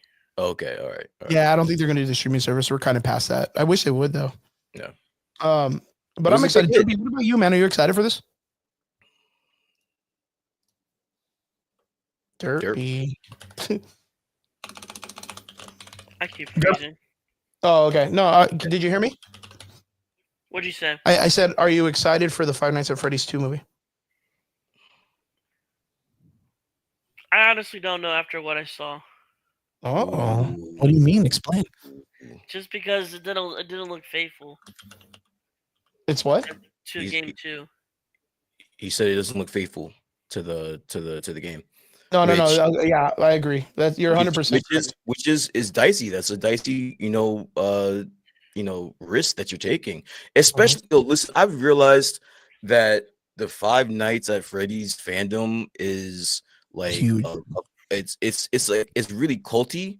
So like you really don't have opportunity, like you don't have that much liberty because you're really kind of banking on your core fan base to go see this movie. So you can't really play around too much, I don't think. Is that it? Yeah, this is the photo when he right when he reveals that he's back, and you see like all the Springtrap like stab wounds. Like, I think this would be such a cool shot if he comes back and he's just all scarred up. I don't think he'll be back until part 3 I think so too. Ooh, I think that's a you're good getting some call. bullshit. I because think The you're getting way- some bullshit. the game 3 is mainly Springtrap. Yeah, the wait out, right? That's what you're talking about, like waiting it out. Damn, that's a good call. And Michael Betancourt says, and the curse of the fandom, angry that it's not faithful. But you know what? Like, I do agree, right? That's a really big point for Mike for Mike, bro. He really he's a stickler for that. He I agree hates- because the series of Five Nights at Freddy's has been like taught or like trained to understand that it's all about the story and the lore and all that stuff. yeah. So anything you decide to change or anything that Scott gonna Kaufman tear it changes, you know it's dynamically going to change the entire. So gonna then retcon everything. So then why do it? Why do that? Because he's running two parallel universes: the video game, which is still kind of We're gonna consistent, seriously change, it'll tear it apart. and then the film, which is kind of like doing. It's kind of consolidating a lot of the stories into like more tighter, because it's not going to have like 5 movies. You're only going to maybe get a trilogy. All right, but listen, you have to understand something that you're Even though only the gonna fourth one's the scariest one. get so many normies to jump out and watch this movie. You're really attracting the hardcore fans. Fan base. So right. yeah, so like you're gonna have to. I don't want to say you got to pick what which one you want to do, but at the very end, if you want to make another one, which I'm assuming they want to do, you're gonna want to not piss off the fucking fan base, bro. That's what I would think. But what if? Let me just put this out there. The fourth one's the scariest one, though. What if they learned from the first movie and they were like, look, maybe we've gone a little off the rails in the video game. Do you Let's really make think it a they care about horror that, film. Chris? Huh? Do you really think they care about that, Chris? They care about the Benjamins. Yeah, well, they care. Yeah, no, you're not wrong. You're definitely not wrong. And right now, the video game industry makes more money than the film industry almost. Yeah, and I'm gonna kind of piggyback off of Derpy, and to be honest with you, that and I again, I'm just a casual, not even a casual, but that first movie was a hit. It Like was. that did some really good numbers, bro. So What's they're up, not Travis? gonna Good to have you they're back, not man. they're not gonna want to deviate too much from that. So you might have your hopes too high on what they're gonna do with the second one. Well, look, Travis Mitchell in the comment sections from YouTube. Thanks for jumping on from our YouTube channel, buddy. Says, how's it going, guys? I don't really know nothing about Five Nights at Freddy's, but I really enjoyed the movie a lot. Yeah. So, you know, there is that possibility that the first film brought in a whole new group of people who are just fans of what it was, the idea of it. Again, the Goosebumps kind of vibes, you know, it did have a very goosebumpy feeling to it, even though it did have some, you know, lure from the video game itself. Yeah. It still But kind of that's- stayed almost consistent, right? But that kind of speaks to what me and Derpy are saying, Mhm. because Travis is considered just a normie, right? And it worked for him. Shout So out they're to not- Normies. Yeah, he's a normie, so he's not gonna they're not gonna want to deviate too much from that. They're gonna want to continue to do the same thing. Like if you think they're gonna do something different from the first movie to the second movie to make it better, they got people like Travis that aren't gonna be looking for that. Travis. Michael Betancourt says, I'm calling a trilogy consolidation. He's going to pick and choose his favorite parts of each of the game and give us a third movie that is scary but a moneymaker for the general audience. See, I think that's very, very on a good point. And the reason why is, like I said, the first movie dealt with the in-house story of being chased around by a serial killer thing, right? Where you had your crazy, creepy things, and then eventually an overarching villain, right? Very Jason Voorhees, but in a household being chased. The second film, I feel, will be exterior, like we were talking about, where they're giving you almost like different types of tropes based on these characters, right? And then not only that, you have your first batch, because the thing is there's a lot of characters that come through when it comes to the Five Nights at Freddy's. There's a lot of like different animatronic things that are happening. Yeah. Thing is, the second game is where it truly took off, and I'm just nervous they're gonna, tear it apart. No, that's absolutely correct, and that's a valid thing. I think what they're going to do for the second film is we're going to start at the fair, We introduce the characters, which are these exterior animals now. Then it's going to be they start running rampant through the city, killing people. Then they're going to eventually chase them down into the new Five Nights at Freddy's and then fight them or whatever. We'll get some type of reveal that William Afton is somewhat still alive. And then at the end, we're going to get a reveal of like the baby character. And then that takes us into like the underground like workings of they're gonna have like a trap door and you're gonna realize there's like the baby site underground. That's what I kind of have a vibe thinking, which is not bad because then that's one set of characters from the Five Nights at Freddy's introduced in the first game, a new introduction of a whole new group of cast of characters that are exterior on the outside. Yeah, but and then when they go underground, a whole other new set of characters. But don't we already know? But don't we already know that because it was the mid-credit scene that Afton is still alive, right? Well, they don't technically say because what happens in the game is the Springtrap costume just takes over. He dies. Okay. But I mean, like the costume itself just becomes the character. But in the first movie, am I wrong? Where they had like a mid-credit scene where he was still alive? No, the eyes just turn on. Okay, all right. So we don't know if that's Afton himself or the Springtrap costume coming back to life. Got it. Okay. So I mean, if they do either one of them, I think it works. Okay. But there are like, if I'm not mistaken, Derpy, you sound like you're pretty consistent in the story too. Which is the episode where that you end up finding out it's Afton on a desk telling the child what to do or something like that? That might be the third one. That's the one where he's talking to the kid through the teddy bear? And they end up finding the secret room in the back. It's got like the walkie-talkies and all that stuff. Yeah, that might be the third one. The third one, right? But we know that there's a certain part where William Afton is kind of pulling some strings behind the circus, right? In that situation.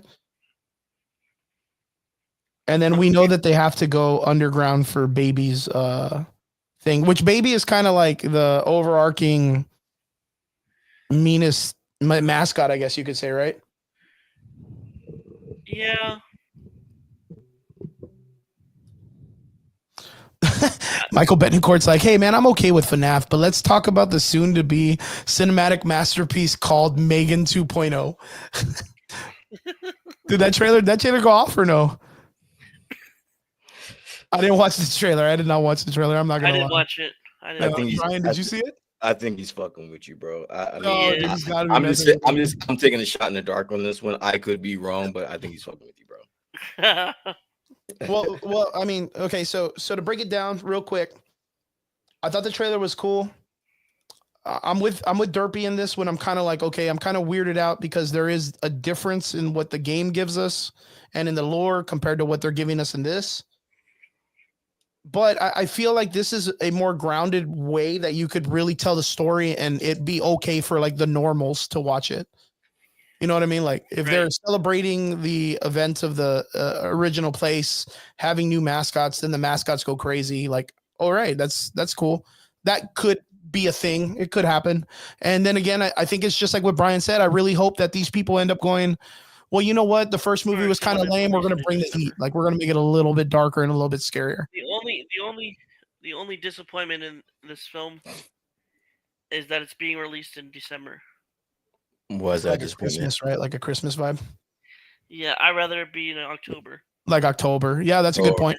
Okay. Makes sense. What the fuck? Michael Betancourt's like, hold on to your vagina is the craziest tagline for a movie I've ever heard. All right, Megan's gonna be the trailer we're gonna check out later. And Travis Mitchell says, knowing nothing about the story, it'd be neat to do a reveal a kid who grew up to be a serial killer or a psychotic because of Afton creating a second villain who goes against everyone. Like a copycat type of deal. Yeah. Oh, that's a good call too. Yeah. That's a really, really good call. Good call, man, Mitch. That's pretty cool, Travis. Like, and it's crazy because that's not even too far fetched of what happens in the fucking I can see that happening. Yeah. in the game and in the stories. Yeah, it kind of happens in the stories like that too. So I am excited. But yes, Derpy, I'm gonna keep my guard up because I want to make sure that they do good for it. I'm a big fan of Five Nights at Freddy's. I just want some good stuff. So onwards to the next thing, and I think guys, this is super exciting to talk about. Before we get in, of course, into the major talks and things like that, what we're really here for. Tron Ares dropped a trailer, guys. Tron Ares. Brian, did you see it? I saw it yesterday, and I'm gonna be completely transparent. I am so off of the Tron train, bro. I'm sorry, bro. It's okay. It's okay. It's kind of like a long time waiting, right? Yeah, listen. I gave it to the last one, which was what Legacy, when these motherfuckers got out of the I enjoyed Legacy. Yeah, Legacy was good. I didn't like it. You don't like it too much? It wasn't for me. Yeah, I think that was the last of it. It was looks too, cool, like hipster. Though. It was a lot going on. I definitely think that Tron Ares, dude, Travis with the puns, to be completely transparent, dude. Yeah. Oh, that would have been a good one. I think this one is a little bit too much for me, so I'm gonna let you guys have at this one. Derps, go ahead, man. I'm gonna let you talk about it. You know, I was excited for this, but and Brian broke my heart. But after seeing the trailer, it's kind of like it looks underwhelming. Visually, I think it looks fucking dope. Don't get me wrong. Right. I just don't have any faith that they're gonna tell me a fucking story I'm gonna want to give a fuck about for 2 hours. Exactly, Brian. Exactly. So the only thing that makes me excited is that now we get the story of the world of Tron is bleeding into the real world, which was the main villain's first thing in the first place he wanted to do. Yeah. So in some way, like, they figured it out, right?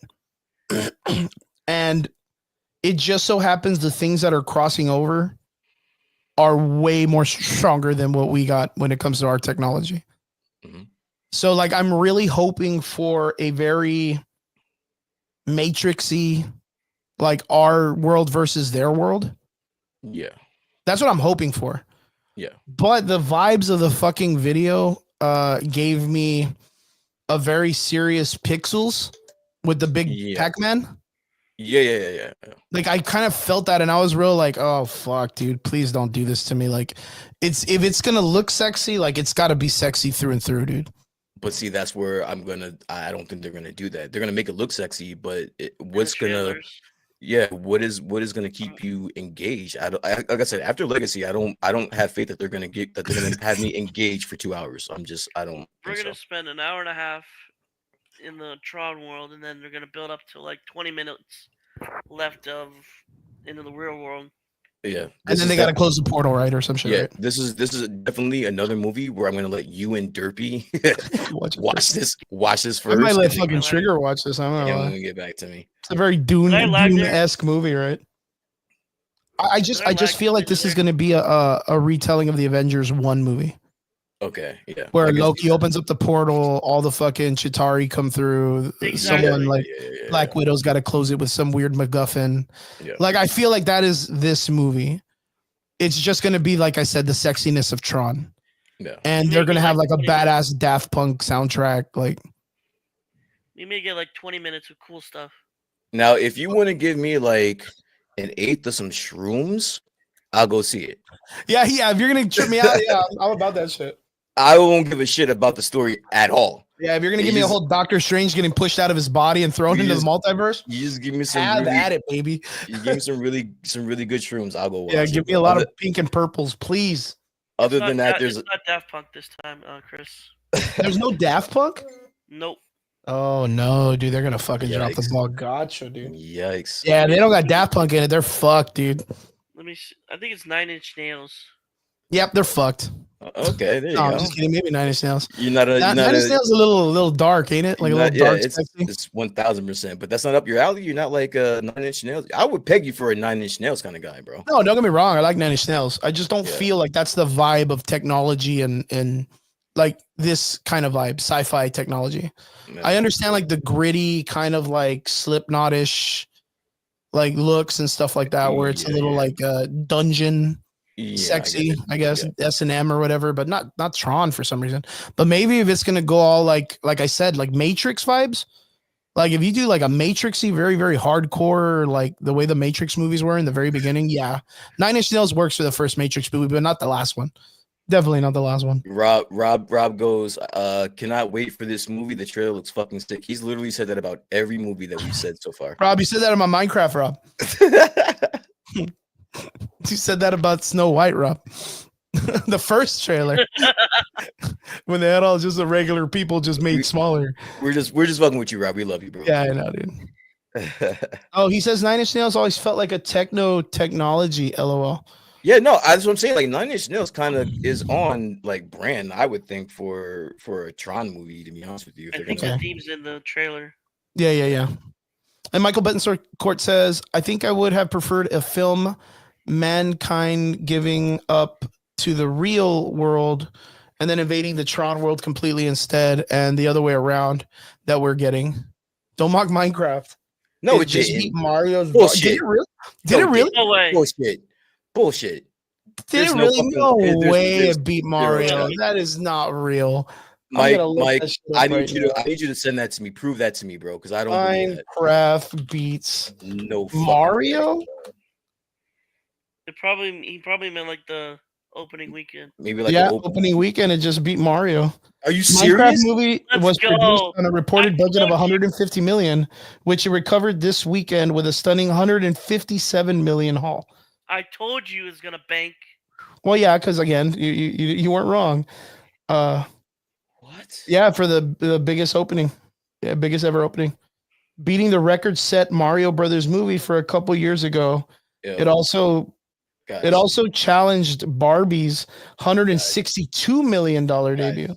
Guys, we have That's a problem. A W for Damn, Minecraft came in fucking blaring, dude. Yo, guys, all those 5-year-olds coming out swinging at all the adults, dude. We have a problem. Yeah. We have a problem. Yo, do you understand what that looks like for Hollywood to have Minecraft as beat all that shit? Almost beat Barbie, dude. Yeah, like do you understand? Warner Brothers, though.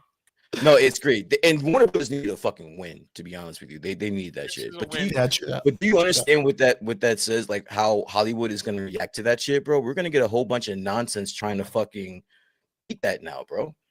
That's no, you're not lying, man. That's crazy. I'm sorry. Question right now, listen, Mike, I apologize, bro. I will never speak ill or question you again ever. I never question you. That is insane. Yeah, that's crazy. I would not assume that it would beat Mario. Oh man, like Mario, and that was like relatively like adaptable to the video game, almost like Wreck-It Ralph, right? That was a fucking Mario was an explosion that never stopped. Mario was an experience. Wow. Yeah, that's fucking crazy, dude. I'm not gonna lie, that fucking blew my mind, folks. Yeah, that blew my mind. I told you how packed it was. In real time. Blew my mind. I gotta zoom in for that one. I mean, Derpy, you had me questioning Ohio for a second there, but I mean, maybe you guys are right, man. I don't know, man. That's me questioning the entire state of Ohio. That had me the entire state. But you guys weren't wrong. You guys were onto something. Shit.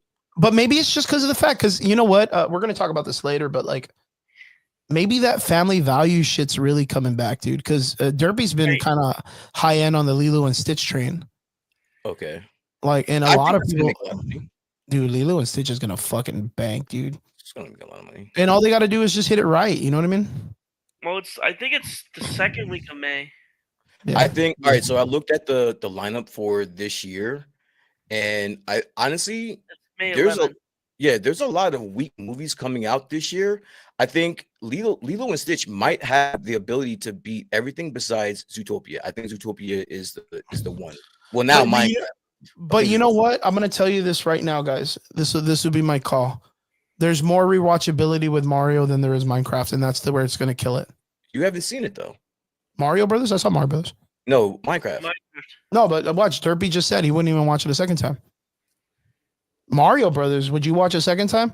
I watched it like 3 times. Yeah, that's what I'm talking about. There's more rewatchability with Mario Brothers than there is Minecraft. I mean, even Derpy right now is like, nah, really. I mean, maybe if it's on streaming, but when it came on streaming, it again hit fucking hard. Yo, I might have to see this fucking movie. Do I have to? I would not watch it again. Yeah, you see, look right there. He's literally telling you, don't worry, Brian. You don't got to watch it. Well, I'm saying Super Mario. I wouldn't watch it again. Mario Brothers, you wouldn't watch again? Yeah, I wouldn't watch it again in theaters. How many times you watch it? once. I wouldn't Dang, pay that's for it. crazy. I I wouldn't. thought it I was wouldn't pay for fucking that. fantastic. It was.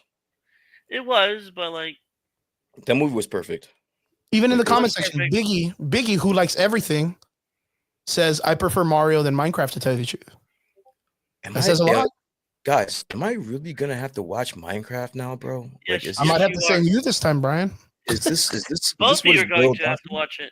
I can watch that shit, dude. Fuck that noise, dude. This is I'll die insane. on that fucking thing. Brian likes Jack Black. I don't like him for shit. I'm intrigued now. Oh shit. Oh, look, Brian, if you watch it and Shit. you say, hey, you know what? It wasn't that bad. I'll watch it. And I that's because I've mean, been trying to get Brian to watch Arcane for years, dude. Plot makes no sense in Minecraft, but if you're going in for the vibes, it's a good time. if you're going in for the vibes, You know, that's that what I'm means saying. Brian. That's what I'm saying. Like, I don't know what Minecraft vibes are, so I'm just going in blind. I'm walking in there blind, not knowing what to. Take a bunch of shrooms and go watch it, dude. Yo, if I watch shrooms and watch Minecraft, know what? I'm gonna trip balls, dude. Do it, Brian. Take a bunch of shrooms. I'm gonna trip balls. I'm gonna be Just a sitting in the problem. seat, you're like, Yeah, "Oh, I can I'm gonna zip be a it in the seat." problem. I'm gonna be a problem inside that movie theater. So let's just make it safe. I'll buy a couple. You're gonna be beers. like, I keep sinking into my chair. Yeah, something tells me Why am I 4 stories below the theater? I tip That's out. fucking wild, dude. No, All righty, but boys. Onwards to the next part. So Derps, 8 out of 10 you gave it, right? Minecraft, No. yes. All Hey, right, that's my folks. bad. But we were on the Tron. Tron. trailer. Oh, we're on Tron Ares. See, we even forgot about it. Yeah. Tron Ares looks kind of fun, but we're gonna have to really wait it out to see what they're gonna do because Brian makes a really good point. Like, what Tron the fuck Ares, is this I don't really give it about? about. Yeah, it's kind of like you said, guys. It looks cool, but I really don't see what like they're gonna really sell. At least in the other one, it was like the dude's trapped in another dimension. What am I Yeah, gonna do? There was a plot. Like there was a plot. Yeah. Yeah. I And like I'm this telling you, like stuff. for some reason, it really reminded me of Pixels, the fucking bad movie. Travis says, Pixels was Jeff Bridges underrated. What do says, you mean? "What's up?" Pixels was underrated. What do you mean? Yeah, Pixels was that's a fact. it was underrated. Yeah. You guys saw that movie? It was good.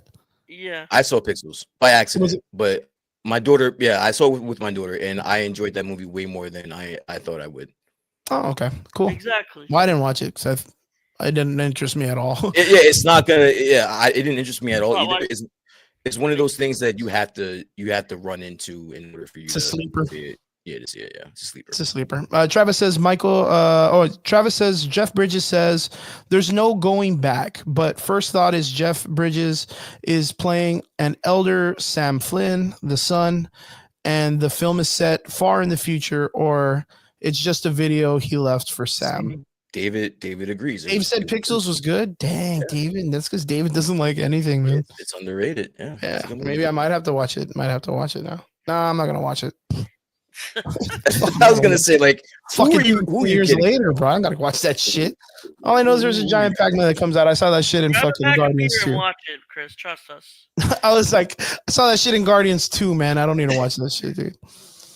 Onwards to the next part of the conversation, boys. Now Yes, we're getting sir. into the fucking meat and potatoes of this shit. Let's get it, let's get it. We got a really good group calling out. I don't know if you guys which one you guys want to cover.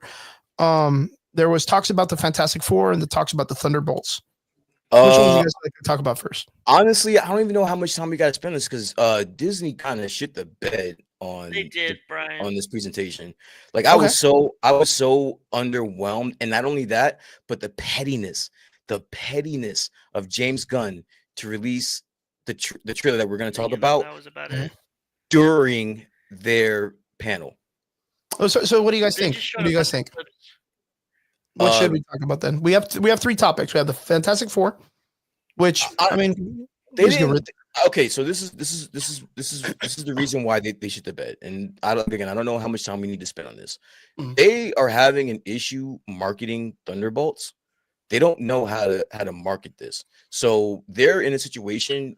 Disney, that is, they're in a situation that they can't market the Fantastic Four just yet because they don't want to step on Thunderbolts. So. Yeah. That's the reason why their presentation was so kind of weak. They don't want to give. I expected another Fantastic Four trailer during the CinemaCon, but we didn't get anything. Like we Well, just actually, got okay, so the people there got something. okay. They did. They got a whole reveal of like the Silver Surfer. Okay, so there was it was like a behind the scenes thing, and Mhm. it was like a little short where they did get a first look at Silver Surfer. You're right, Yeah, they but did. They get some like behind this, like behind the back. Black. it was like behind the scenes, and so did Thunderbolts. The Thunderbolts got like they didn't get a new trailer. They got like a behind the scenes of like the stunts and just like Okay, so with the Thunderbolts, they got this whole scene that they got to see, which was like 5 minutes of the film, which Okay. was from Bucky attacking the Thunderbolts, then the Thunderbolts getting together and going after Valentina in the Okay. tower. So they apparently like they slammed the car into the tower and they beat the fuck everybody working together, and they got to see the whole fight scene. Yeah. And the Valentina's character tells them, guys, the fucking door was open. You could have just came in. You didn't have to beat everybody up and fucking slam the car in. And then she's like, take the elevator. And they take the elevator and they get up there, and it's it's very equivalent to what they were talking about, because I was watching a video of them explaining it. the Iron Man Loki scene.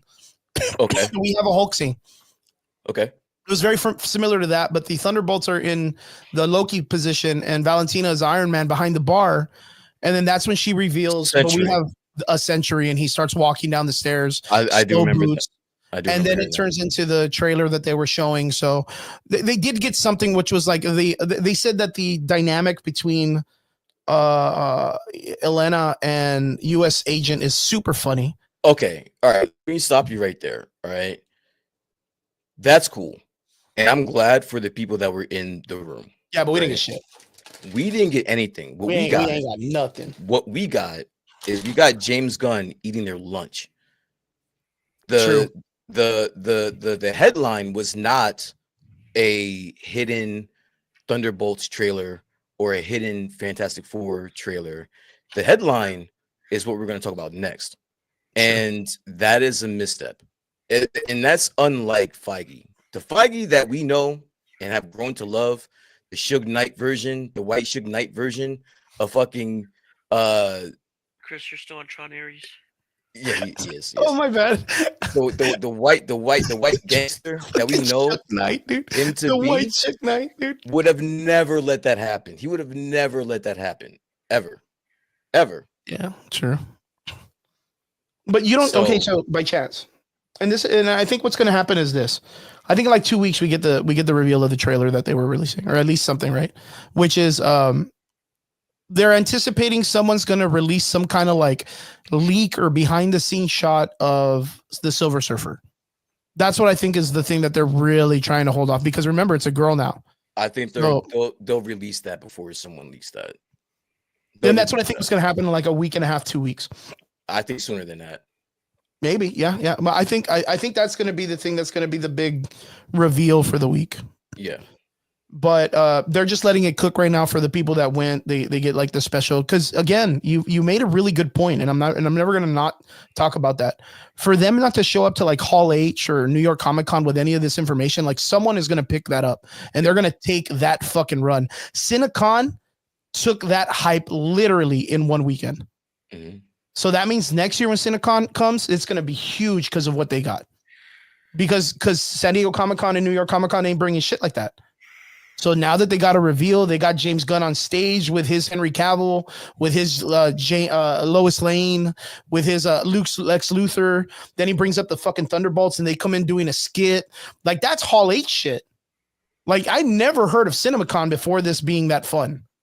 Like, they really brought some shit. I mean, I get it, and normally that would be okay, but Kevin Feige brought a fucking knife to a gunfight. And yeah, straight, true. And James Gunn ate his lunch, bro. And it was just underwhelming. It was underwhelming. Like, for as a fan that we're looking forward to these two movies that are coming out this year, we don't have any, like, unless we were there, we don't have anything to go off of. And like I said, they're having a really hard time marketing Thunderbolts. They don't know how to market this. I heard that it's like a A24 type movie, and they just don't know how to market it. And it's kind of hindering what they're doing with with Fantastic Four. They have to hold up on the marketing for Fantastic Four so they don't step on Thunderbolts. I like the comment. Smiley Lopez, man, welcome to the show. He's like, Marvel cringe, Minecraft, 10 out of 10. Shout out to Smiley Lopez. You know Shout out to what's up. Smiley Lopez, man. Right on the button, baby. I'm gonna have to watch this fucking movie, man. That's it. Yeah, you're so stuck, man. You're so I guess the cooked, plot makes Brian. no sense. Brian, the plot makes no sense. Just go in there. If you're Yo, gonna get you shrooms know or you're what? gonna get a beer, go in with it. I am so unfortunate. I'm really partially excited for the Thunderbolts more than normal right now for a Marvel film. Yo, dude, I'm more excited for the Thunderbolts than I am for Fantastic Four. For Fantastic Four. That's exactly what I was gonna say. Honestly, I don't care about either. No, this is you're a DC guy. You're a DC guy. Maybe Fantastic Four, but I don't care about the Thunderbolts. That's how you feel, Derpy. All right, put a pin in that. We're gonna circle back around and we're gonna talk about some DC. We're gonna run it through. Brian, let me ask you, and Michael Bettencourt in the comment section has got to ask you this question because it's real. Apparently, in the extra scenes that they showed at the Cinecon in the Fantastic Four part, there is a scene that happens where Miss Marvel, Susan Storm, comes up and says, "I'm pregnant." Yeah. How? It's already confirmed that you know the kids are in it. The kids are in it. Yeah. So well, it's already confirmed that they have to be in Secret Wars. They have to be. Yeah. They have to be. Dude. They have to. Yeah. How do we feel about that though? Is that crazy? Like that they're gonna rush that? I mean, okay. That's what I was saying weeks ago. It's like they're gonna have to like. This is what I said before. The reason Endgame and Infinity War worked so well is because they built up 10 years to that. Yeah, they're trying to cram this shit in with a bunch of subpar movies, and then just shoot in Robert Downey and the Russo brothers into like a very small window. And so this is going to be a difficult task. Now, I don't have any reason to think that they won't pull it off, but it's going to be a lot difficult than what it was. And the standing with Marvel, with the fans right now, it's not in the best shape. So they're going to have to pull some shit out of their ass, bro. Like, it's going to be difficult for them. Don't get me wrong.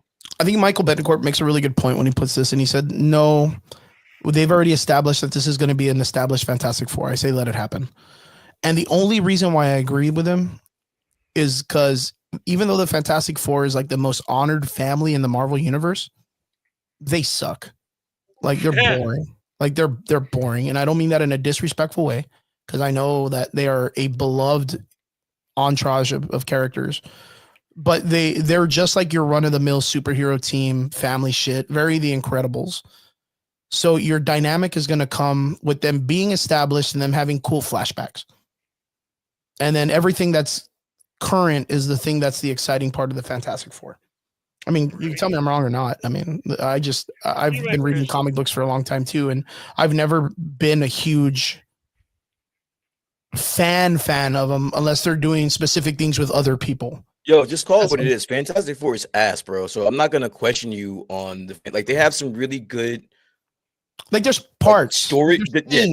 Like they're very intricate in a lot of story arcs, but on their own, no one was going to go check for fucking the Fantastic Four. That's just not a thing. Mike, you're gonna have to. I know you'll probably jump in and write a whole ass paragraph and tell us why we're wrong, but I just don't. I feel like they can be already established and no one's gonna give a fuck because they care. You care more about the things that happened to the Fantastic Four, not what started them. You already know some storm happens, this and that. Has amazing villains. And 1000%. I can't argue. 1000%. You have to get them doing stuff. You want to see them with Iron Man. You want to see them with the Fantastic, with the X-Men. You want to see them with all these different characters interacting because by themselves at core, they're a 1950s superhero team. That's all they are. Okay. So I wasn't here last week when you guys were talking about I don't know. I'm guessing you guys talked about the Doomsday reveals for the characters that were. Yeah, right. Yeah. So I have a question. I'm sure that you guys already talked about it, or maybe you didn't. Chair reveal? What's that? You gonna give us a chair reveal? No, I'm not gonna give you a chair reveal. I am the chair reveal. I should be in that fucking movie at this point. But no, my question is: so from what we know, from the names that were revealed, we are going to get a mashup of the Avengers, and Fantastic Four, and we're gonna get the X-Men. So which leads a head-on crash collision. I already know where this is going. A head-on crash collision of a iteration of Avengers v X-Men. How do we feel about that, guys? Sent your way, Mike. I'm disappointed. I don't think it's going to be good because you don't even have the real Avengers. Yeah. Like, what Avengers are we going to get versus the X-Men? I mean, you're going to get the literal Avengers cast of the original, like the original OG X-Men. And Kevin Feige in CineCon or whatever the fuck he was, because he wasn't at CineCon, but he was on video, came out and said that was only partial to the cast. Oh, that was on Twitter. Yeah. So he already explains that it's only a little bit, and people are already tripping balls that there was only 30, much less to the 100 and something that they had in the Avengers. So you're telling me that we are actually going to get a live action X-Men versus AVX. And it's not pulsating. Nothing's pulsating on you at all. No, because the original Avengers aren't even there. It's the young Avengers and the apparent what is it? This chick, the Thunderbolts with the asterisk that will eventually more than likely turn into the Dark Avengers. So that means all of them will get new costumes. They'll all be looking like the Avengers. All right, I'm done. Derpy. Wait, what do you think? What do you think, Brian? Obviously, I think it's some cool shit, but I want to get Derpy's thoughts on this first before I go on. I think it's the D-list Avengers versus the elderly X-Men. Oh, come on. The elderly X-Men? Whoa. I like that. That was hard hitting facts by the Derpy, man. I like that, Derpy. Stand on business, Derp. Stand on business. Oh, you guys are ganging up on me? Is that what that's like stand on business? you guys are jumping me now? Is that what it is? All I'm gonna say is this. Look, this is all I'm gonna say. None of us in this trifecta of awesomeness, and maybe Michael Betancourt to becomes a quasi clan here, think there is any way the Thunderbolts are going to tank Century. Okay. There's no way. Okay. How do you expect these guys to do against the X-Men? Well, Century has been named in Doomsday. So Yes. Century will be on He'll be on set. side. Yeah, he'll be on the Avengers side, I'm assuming. So like I can pose the same question. Who on the X-Men is gonna tank Century? Storm. Jean Grey. She's neither one of them are confirmed. Well, they haven't been confirmed yet. Okay. But the thing is months though, even when the thing is they were approached when X-Men, not X-Men, Deadpool versus Wolverine was happening. Yeah. So we could assume that in some way, because that was the Henry Cavill thing. Henry Cavill got approached by Marvel. Yeah. Everyone thought he was going to be, here we go, bringing in the man, the myth, the legend. Oh my god! Yeah. All right, wait, hold on, Mike. Hold on. Let me make let me just die on this fucking platform real quick. We knew that Henry Cavill was going to make some kind of Marvel entrance, and then they brought him in for Deadpool versus Wolverine. During that time, there was a lot of people being talked to. So we know that Jean Grey was approached. We know that Halle Berry was approached. We have Andrew Garfield, who denied being in the Spider-Man movie, came out of the Spider-Man movie. There is a huge possibility, ginormous possibility that all the cast from the X-Men are going to appear. I mean, fuck, they brought back Nightcrawler, dude. Like, they brought back fucking Nightcrawler. So okay, I can say the same thing about the Avengers. So if you think that there's going to be more Chris Evans, right? Yeah, if you think there's going to be more added to the X-Men, I can say that there's going to be more added to the Avengers. True. Mike Betancourt, thank you very much for jumping on the show with us. It's always a pleasure having you. I introduce you to our friend Derpy. Derpy, this is Michael Betancourt, the man, the myth, the legend. Derpy, how's it going? I've been enjoying your takes, man, for the last I need a beer for this. I'll be right back. That's my boy. Mike, you got to jump in on us. Okay, so Mike, what part did you want to talk about? The Fantastic Four? Were you going to come in and tell us how much they're amazing or whatever? We're going to start all the way from the beginning, from the Thunderbolts moving through the Marvel Universe to where we're at in the conversation. Okay. I 100% agree with Brian on the off-putting marketing that the Thunderbolts currently has. Okay. For some reason, Marvel isn't focused on this being their ragtag team of idiots. They're more focused on presenting this as a really weird, like Brian said, A24 independent-like film for some reason. Where if you look on, on TikTok, where their advertising is the heaviest, we have behind-the-scenes featurettes like them messing around and yeah. Florence Pugh being roped up and jumping off the skyrise she's on for the special effect and how they edit her out. And I was like, I don't understand why I'm getting this instead of them really pushing out that, Bucky's a congressman, that he's losing his position for some reason, that there's a worldwide threat and there are no Avengers. And this group of idiots has to come together to do something. Sure. That is the better advertising campaign that we got to see during the Super Bowl with the Starship song, Nothing's Gonna Stop Us Now, that they used. That entire slowed down version of that song was the most hopeful group of idiots that felt like a 1980s football movie that I could get behind compared to what we're getting from marketing now. Ragtag, what is it? What was that football movie back in the day? The Long Mile, The Longest Yard, or what is it? Yeah, this is a Longest Yard. This should really be Marvel Comics Breakfast Club movie. A lot of people have compared it to the Suicide Squad, right? Yeah, that's what we should be getting instead of this behind-the-scenes featurettes that we're getting. I don't understand. I don't know what they're doing. I just want to say really quick. I do agree with Mike about the marketing. It's been ass, but I don't know. It's something about it, bro. It's something about those people involved. I think they're all gonna mesh well. And this movie is sneaky, man. This movie might be the one of the year. It has potential to. I'm with you, Brian. I 100% am with you that I am more excited for this movie than I am for Fantastic Four.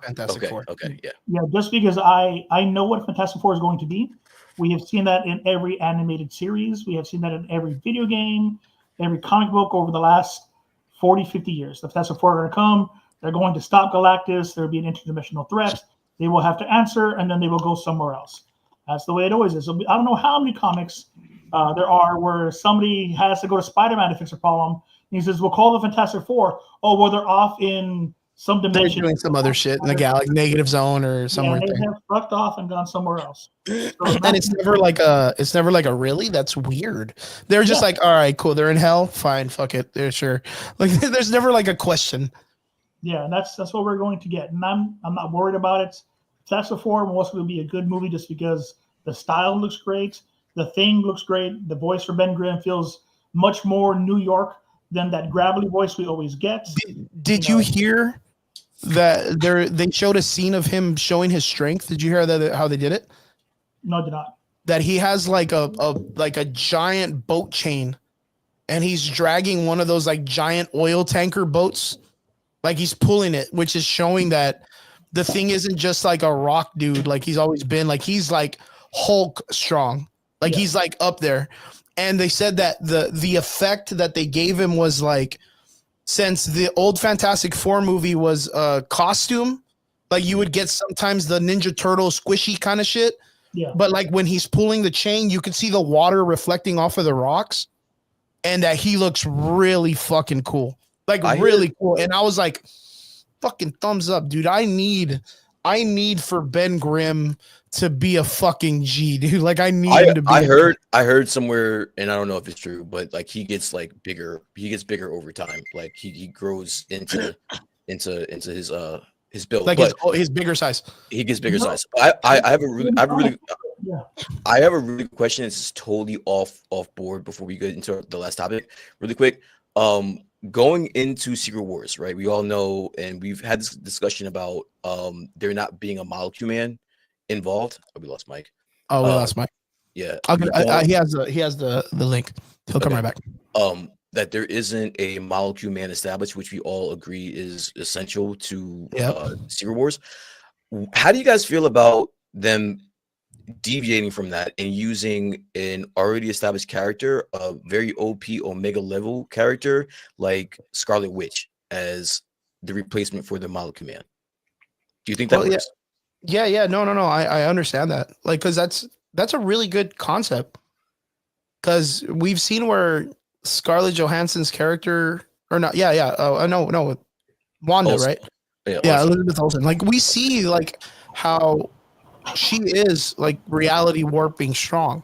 OP. Yeah, and to be able to have to reestablish bringing in a character that's again in that nature, like the Molecule Man or like the Beyonder or something, it would be very difficult to have like all of these like overbearing, powerful characters that all do the same thing. And we know that there's supposed to be some like Doom, Scarlet Witch like connection. That's what we heard. We've heard through the grapevine.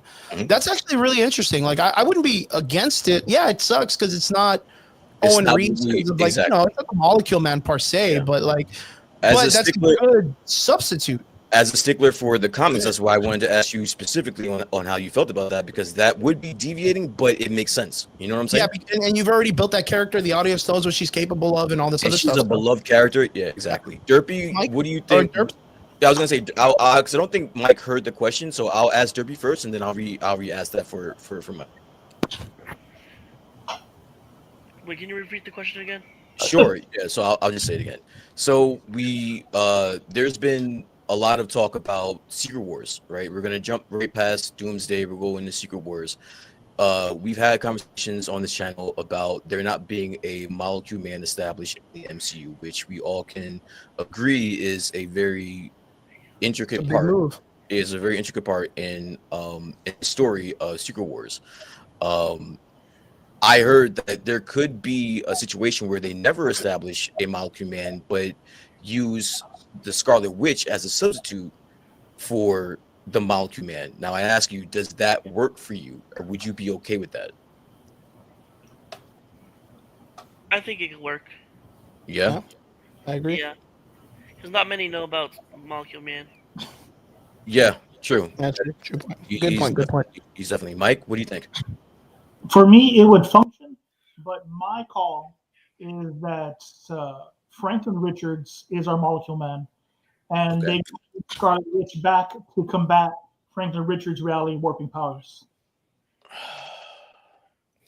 Yeah, I mean, he has a point too, because again, I guarantee at the ending of the Fantastic Four movie, however it ends, I could safely say this and be pretty confident that I could probably put money on it that we're gonna get the under the blanket him creating a galaxy shot, like for Franklin Richards. I guarantee that's how we're gonna get this kid in some way before the movie ends. They have to establish that this kid is hyper powerful. If not, he's just another fucking character. Yeah. So they're gonna do, because that's one of the biggest scenes in all of Franklin Richards' like entire history. Mike, would you agree? The under the blanket making the galaxy out of his ball that he has, that'd be wonderful. And honestly, I would appreciate that scene. Yeah, you see, like that would make a lot of sense. And then if you were to say, like, you know, by chance Paul parking it, you know, maybe Doom uses the Scarlet Witch to unlock his true abilities instead of having himself come from the future, come to tell him that he unlocks it. And, you know, you remember that weird, like, loophole that they had, but then again, you know, they could still do with it the Herald come to me my Galactus, or, you know, come to me my Herald Galactus, or whatever. They could still do that in Secret Wars. Maybe he, like, you know, is already OP and they're doing the big fight scene and he calls for Galactus. I think that has to be in the film in some way. It's too epic of a scene for them not to add into it in some way. But the time differential is very different, and we already have the time runs out where all the Infinity Stones are gone. And even the time stone is missing, which in that factor, we remember, you know, the time stone took all the Avengers into the time loop and did all that weird, you know, time traveling shit with Ultron and all that. There was a bunch of crazy shit, right? So there's a bunch of little things that are there from the comic book in different iterations. And me and Brian were talking about this with Derpy off scene. But yeah, you have two major hitters, dude. You have Scarlet Witch, who, yes, died in the last thing in some weird way. They kind of made it closed and open-ended. And then recently they brought her back in the comic books to show that she's still somewhat somewhere in the overarching story of the MCU alive, just being... She was being held captive, though, right? She was being held captive. Yeah, it's weird. I don't really read it, so I don't know how. But I know that she's like in a tube, like just suspended in animation. And we know they're bringing in Franklin Richards, and they're not going to bring in him. And it's crazy that not a lot of people are talking about it. They're not going to bring in Valeria without teaching you what they are. Like, Valeria is one of the major parts to Secret Wars because she figures out Doctor Doom's whole plan.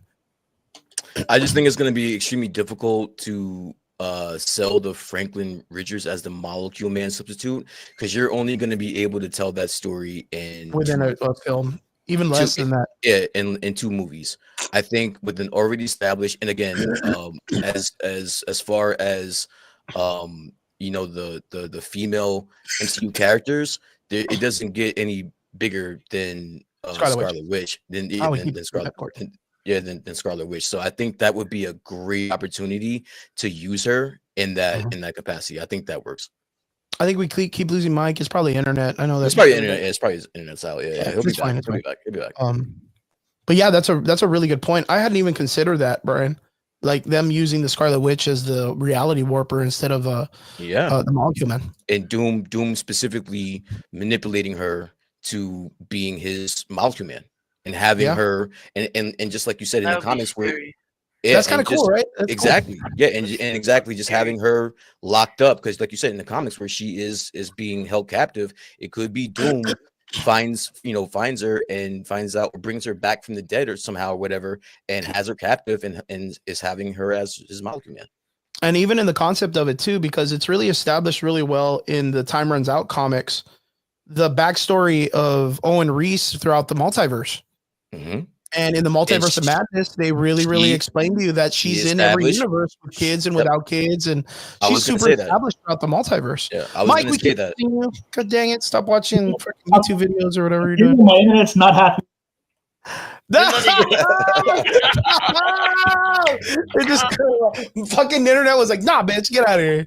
That was so bad. Okay, for everyone, right now, I know. For everyone listening, not watching, Mike is having major internet issues. Major internet issues, man. And he comes. It was good too. Like the feed looked nice, dude. He looked super sharp. But yeah, damn, Brian, that's a fucking really good call. And again, this is like.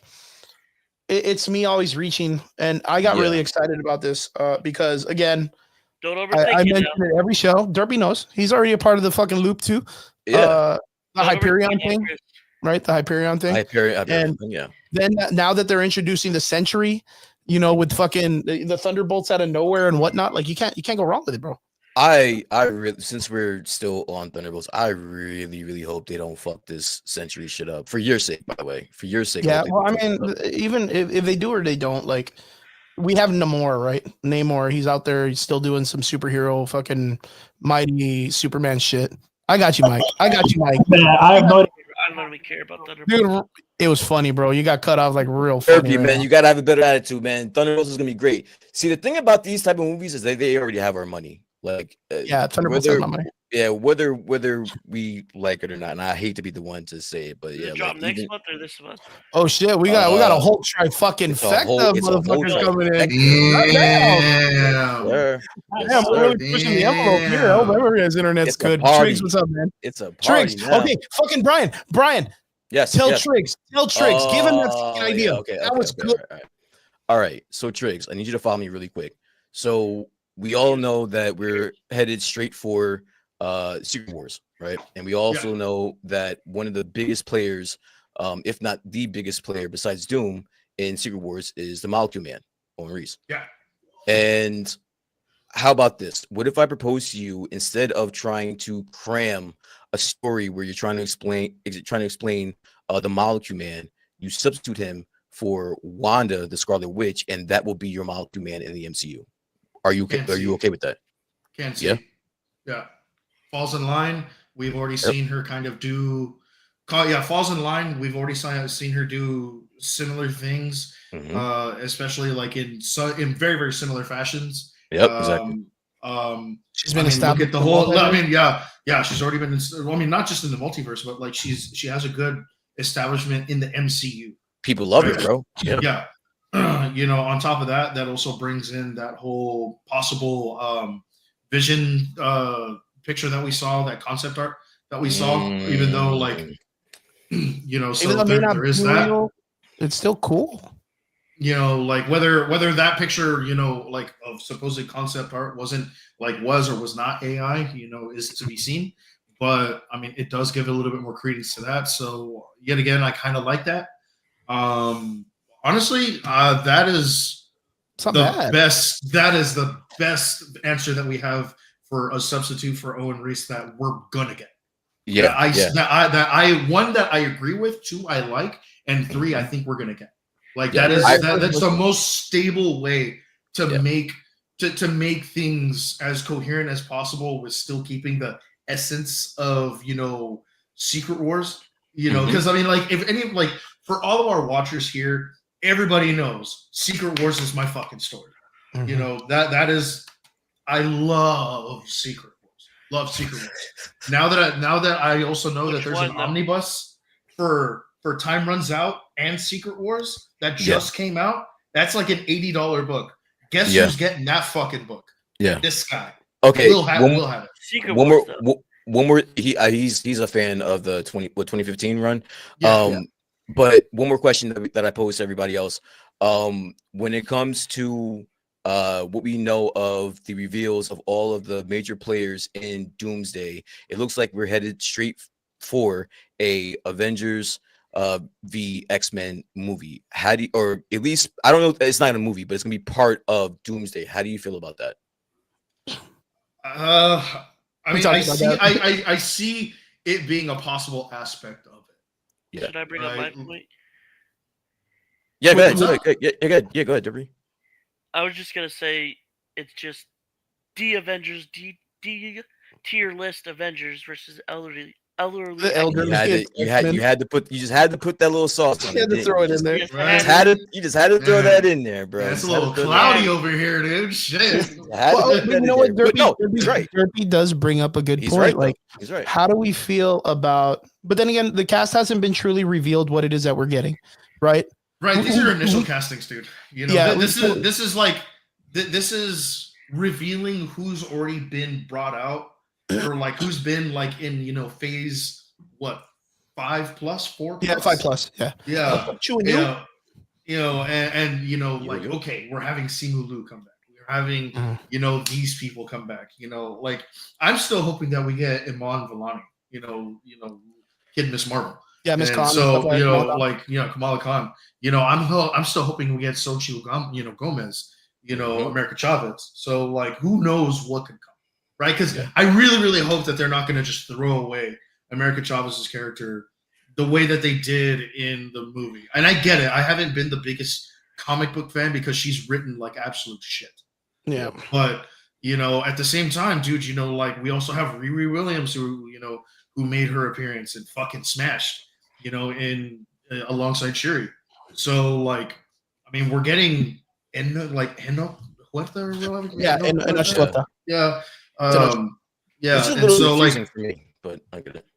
Yeah, so like we're getting the Wakandans, right? So we got Duke Winston, we got Letitia Wright, we've got the chick who plays Shuri, so like we're gonna get like some of our hitters from like the older movies. Yeah, and there have been talks about them replacing or recasting T'Challa's character already, right? Yeah, I've heard about that. We've spoke about that before. It's a must, dude. There's no getting around that. Yeah, and it's one of those things where like, hey man, like whoever comes into this, I think he knows like, hey man, I better come correct. Yeah. And not put this fucking Rachel Zegler spin on no, you're not hey, wrong. This man. Snow White. Yeah. Yo, can I just say something really quick? I am gonna riot if I don't get Halle Berry Storm in either one of these movies. I'm just putting that out there. I'm gonna riot, dude. I'm gonna riot. What if we're getting the old X-Men actors because we're going to get an elder statesman kind of Krakoa setting, almost like we're getting a House of M here. I can even see a Krakoa being an aspect of Battle World. So you guys want me to fucking shoot my load in the middle of the movie theater? Is that what you guys are trying to do? What the fuck are we trying to do here, bro? Someone give me water. Please, I need water. That's funny, dude. Yeah, there's a lot of things that come off. The only thing that's kind of, I guess, a little weird is, again, we don't have really any confirmation for. It would be nice to have like the original Avengers, like the first 10 years, guys. Versus but I still don't see fucking Scarlet coming back. Yeah, we got Chris. Yeah, most definitely, right. We got Chris. So like, what if have that. Talking about the replacements and substitutes, what if we ended up getting like a young Avengers versus the X-Men? Who wants to see that though? Yeah. Really? Who Just wants saying. who wants to Because see that team is going to be a little weird to see ragtag together for the time runs But out. that's also the or- shitty part is that we know it's coming, right? Yeah, so and it's- you We know, just don't you know know, Okay, and okay, then, okay. you know, and then Haley Steinfeld as well. Okay, so Triggs, let me ask you a question. I mean, that would be their take on Time Runs Out. How do you feel about that? Do you think it'll be do you think it'll be wasted if it's I think just we like a talked about side? that too, right? It'll just be like a side mission of Doomsday at that point. I had mentioned this to Triggs like 2 weeks ago, and Triggs was like, "Fuck you, Chris. It ain't gonna go that way. Avengers versus X-Men, that's stupid." And It's I was going like, to be Avengers versus X-Men Time Runs Out version. I mean, I don't want to say it's honestly, time runs I out don't. version. "Wait, hold on, Michael. What'd you say, Mike?" Yeah, I Go don't ahead, want Mike. to say it's the time runs out version just because I have a feeling that the young Avengers and the current X-Men are going to know that Doom is denying Battle Worlds a bunch of heroes, a bunch of game changers. So I think the young Avengers and X-Men and the old ass X-Men are going to get together to bring back these game changers. You know, bring back Captain America, Miss Marvel, Captain Marvel, and the people that can affect the multiverse. And I think that's what we're going to get. Triggs, I mean, let me throw this to you. Let me throw a Hail I Mary. already Don't shitted on overthink Triggs' it. night. Yeah, I already Yeah. shitted on Triggs' night already. Don't Triggs. overthink it, Chris. What if, because the asterisk at the end of Thunderbolts, we've all kind of theorized it means they're going to be the Avengers, the Dark Avengers, right? I mean, that's a safe bet. It's a theory, You know, yeah. it's a safe bet. MCU was. What Right. if, by chance, at the ending of the Thunderbolts, and I'm just fucking ballparking this again, this is like He's about to throwing piss you- horseshoes, bro. He's about to piss you off, Triggs. Watch. What if Yeah. Valentina approaches them after they come to terms with however they're going to get Sentry to calm down, right? And they say, hey, you know what, guys? It's not going to work with your guys' costumes because everybody knows you as assassins. I already know what you're gonna Let's say. get you- Here we and go, I'm Triggs. already mad, dude. Have you, Yeah. have you seen those TikTok reels of those two fat black guys and they ask the dumb questions? And Yeah, one of them's yeah. like Yeah. at the end, you That's know, what, 5 of us, you know, if That's women but there's have 5 of us. menstruation, why don't Wait, men have women? But wait, hold on. I don't know what you. Have I don't know what you can say about the assassinated? costumes. What about the costumes? They make Valentina approaches the group and makes them don a substitute variation costume of all the Avengers, and they become the Dark Avengers almost in the comics with the 'Cause mask. that's how they had to do it in the comics. Like, In hey, the comics, we have yeah, to they had to. rebrand. We had to rebrand, and we're gonna wear everyone's old costume, but we'll put a little spin on So it what for if everybody. What if that is our little sprinkle of Siege? That's a misstep. Yeah, even Yeah. I would sit on that movie. The reason why I ask is because we know that Marvel likes to sprinkle a little bit of stuff. And there's no way they fit Siege right now in the overarching story. I'm telling you right That's now, the if same they, thing if they touch Siege, Triggs and I will burn down the theater at this fucking point. Oh, dude.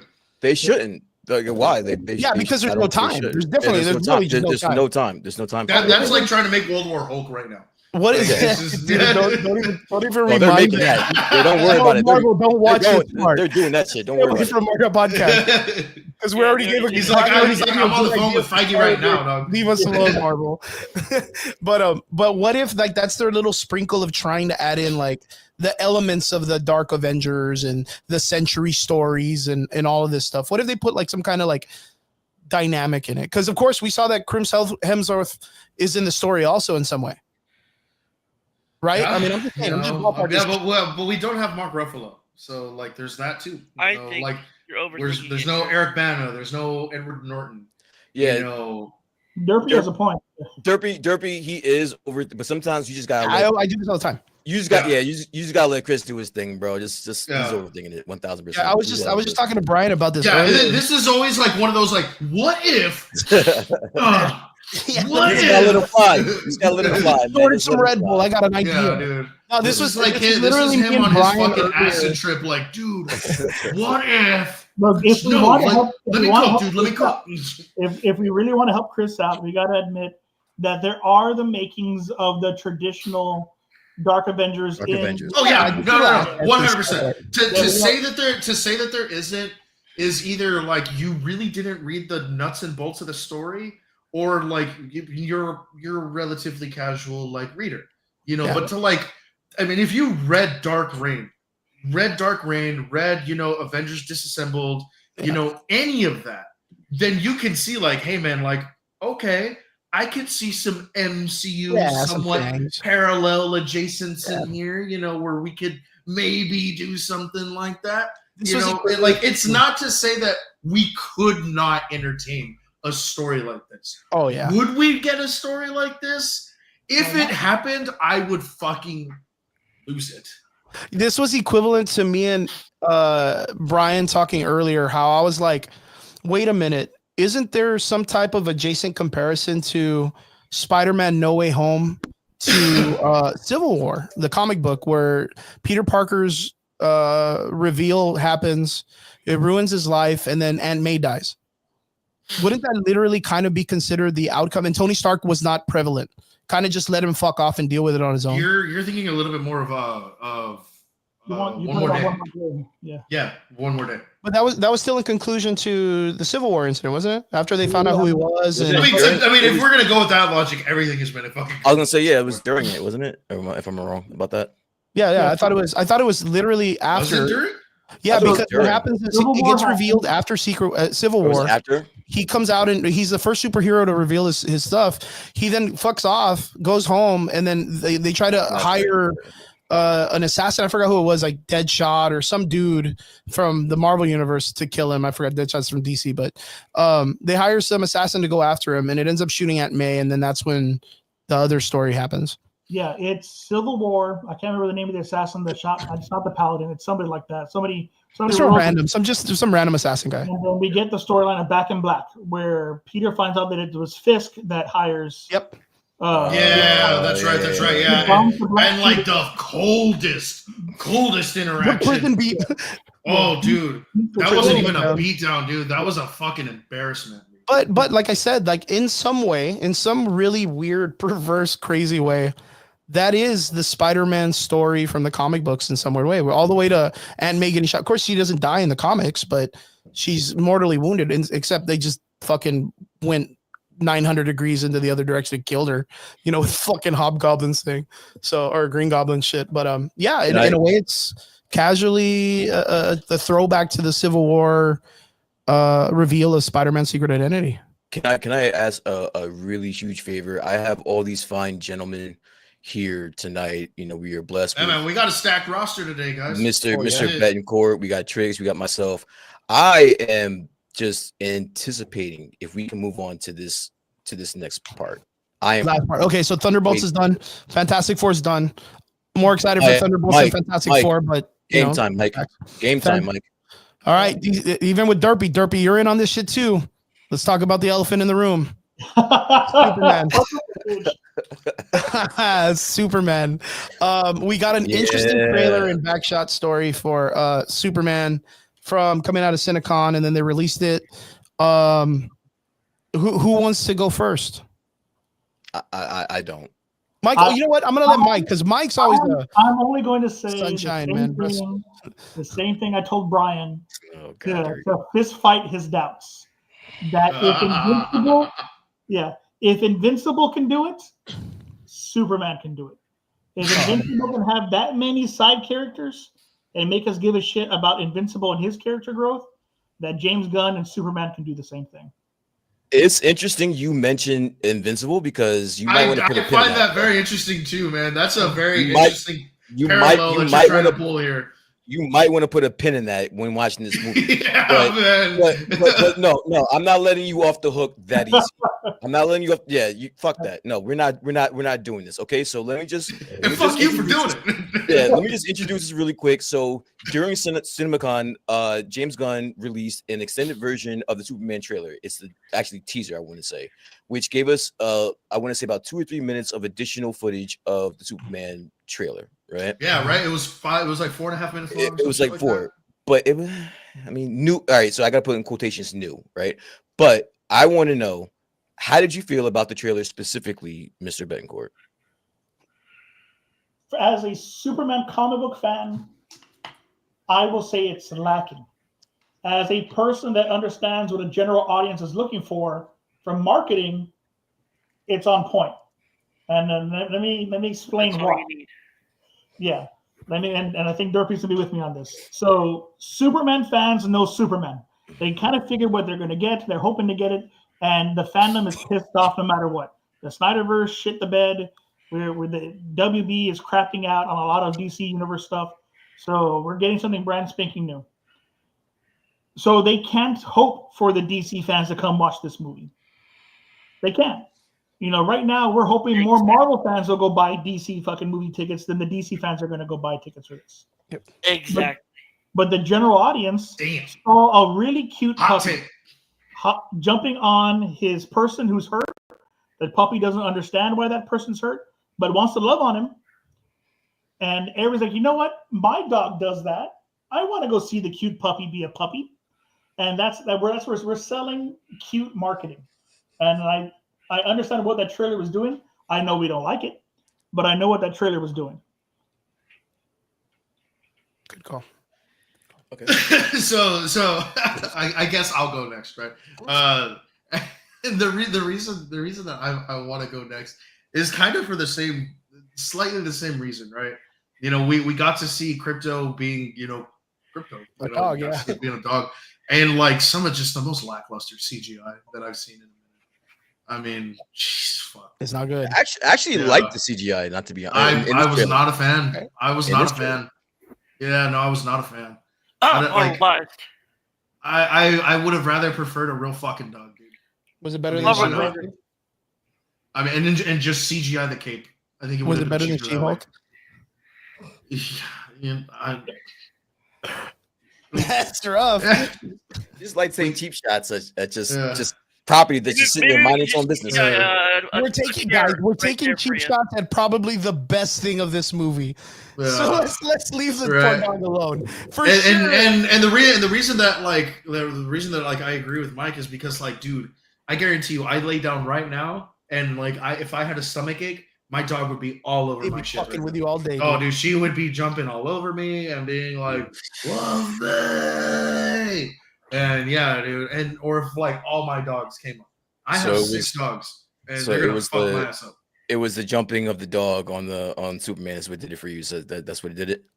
It's not that that's what did it. It's just the like you You can see relate. through it. You're like, oh man, dude, we're It really makes pandering people here. more approachable, and that's what they're doing for general audiences. This movie, sadly, is not for us. It's for general audiences to come back. Damn, to say that we're not the target audience is We don't. Wait, Mike. is- You I- can't I'm assume gonna have that. a- You I'm can't gonna assume that. I'm gonna have an issue with that, but Yeah, I you get can't it. assume That's that a, 'cause that's a, I'm sorry, guys. I'm sorry. DC shit the bed so bad. And as fans, and you've heard me say this about Star Wars, we're getting the movie we deserve. And that's what's happening right now. DC fans deserve fuck all because they didn't support their own stuff to begin with. Half Yeah, of them hate the Batman. Half of them hate Gotham. Half of them hate the Penguin. Half of them hate everything for some just to be pissed. this guy So Mike we is a can go fandom. He's a fandom hater, bro. He goes hard on the fandoms, bro. I'm sorry. I'm a member of so many fandoms, and I'm sick and tired of them being pissed for no reason. Yeah. It's just All what right. it is. Derpy, what did you think about the trailer, sir? My boy Derpy. Should I go full glaze over Go here? Yeah, go dude, go go 100%. Blaze. I'm talking about Johnny like both. Blaze. I'm yeah, talking man, about I'm both talking hands. four-star glaze, my guy. Both hands, yeah, like just Yeah. one hand with both of them. Good. Just pull out the flaming chains and the motorcycle. Hit it, dude. Yeah, dude, fuck it. I thought it was perfect. Okay. Tell us. You're gonna have to For sell a it. marketing standpoint, Yeah. I thought it was perfect. Explain. What made it so perfect? You put it in front of Minecraft, right? Okay. Those kids see that dog and say, "Mom and Dad, I want to go see this movie right now. I want to go see this movie." Super friends. Man, Sure. Brian, it's almost like it Perfect sounds so example. familiar with the conversation we had. Yeah. Honestly, I didn't think of it that way. I'm gonna be honest with you, but that makes sense. That makes sense. Almost like we didn't know it beat Mario in the first box office shit. And all those fucking kids saw that trailer, man. It makes sense. I didn't see that one coming, Derpy. That was good. That was good out. Good call, I like Derps. it. I like it. That doesn't Chris, explain wanna why it's perfect though. go? Yeah, I mean, but he kind of did. But if you want to elaborate, Derpy, I don't know if In you a want to PR, elaborate. in a PR sense, he said. Marketing standpoint, it's perfect. Maybe Okay. not. Okay, I wish there was more. Basically, is what I'm saying. let's take away the marketing aspect of it. As a fan, like we have all acknowledged that you are a big DC fan, right? That's safe to say. How did it hit you as a fan of DC and Superman? And not only that, but being that this is going to be the first entry into the new DC universe, how did it hit you?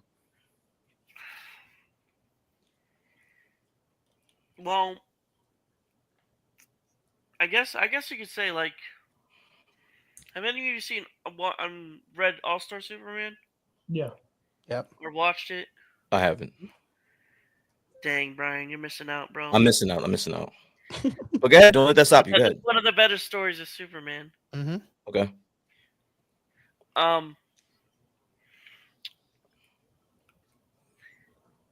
It could be a hit or miss, Okay. All right. but Yeah, but- I would say this was a hit. Okay. I think it did like 6 million in like 2 days. So a lot of people watched this shit.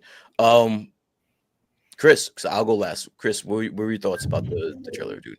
I feel like I'm not gonna take away from anybody's stuff. I feel like it was mid Okay. for what it is. I feel like Just gotta step on my shit.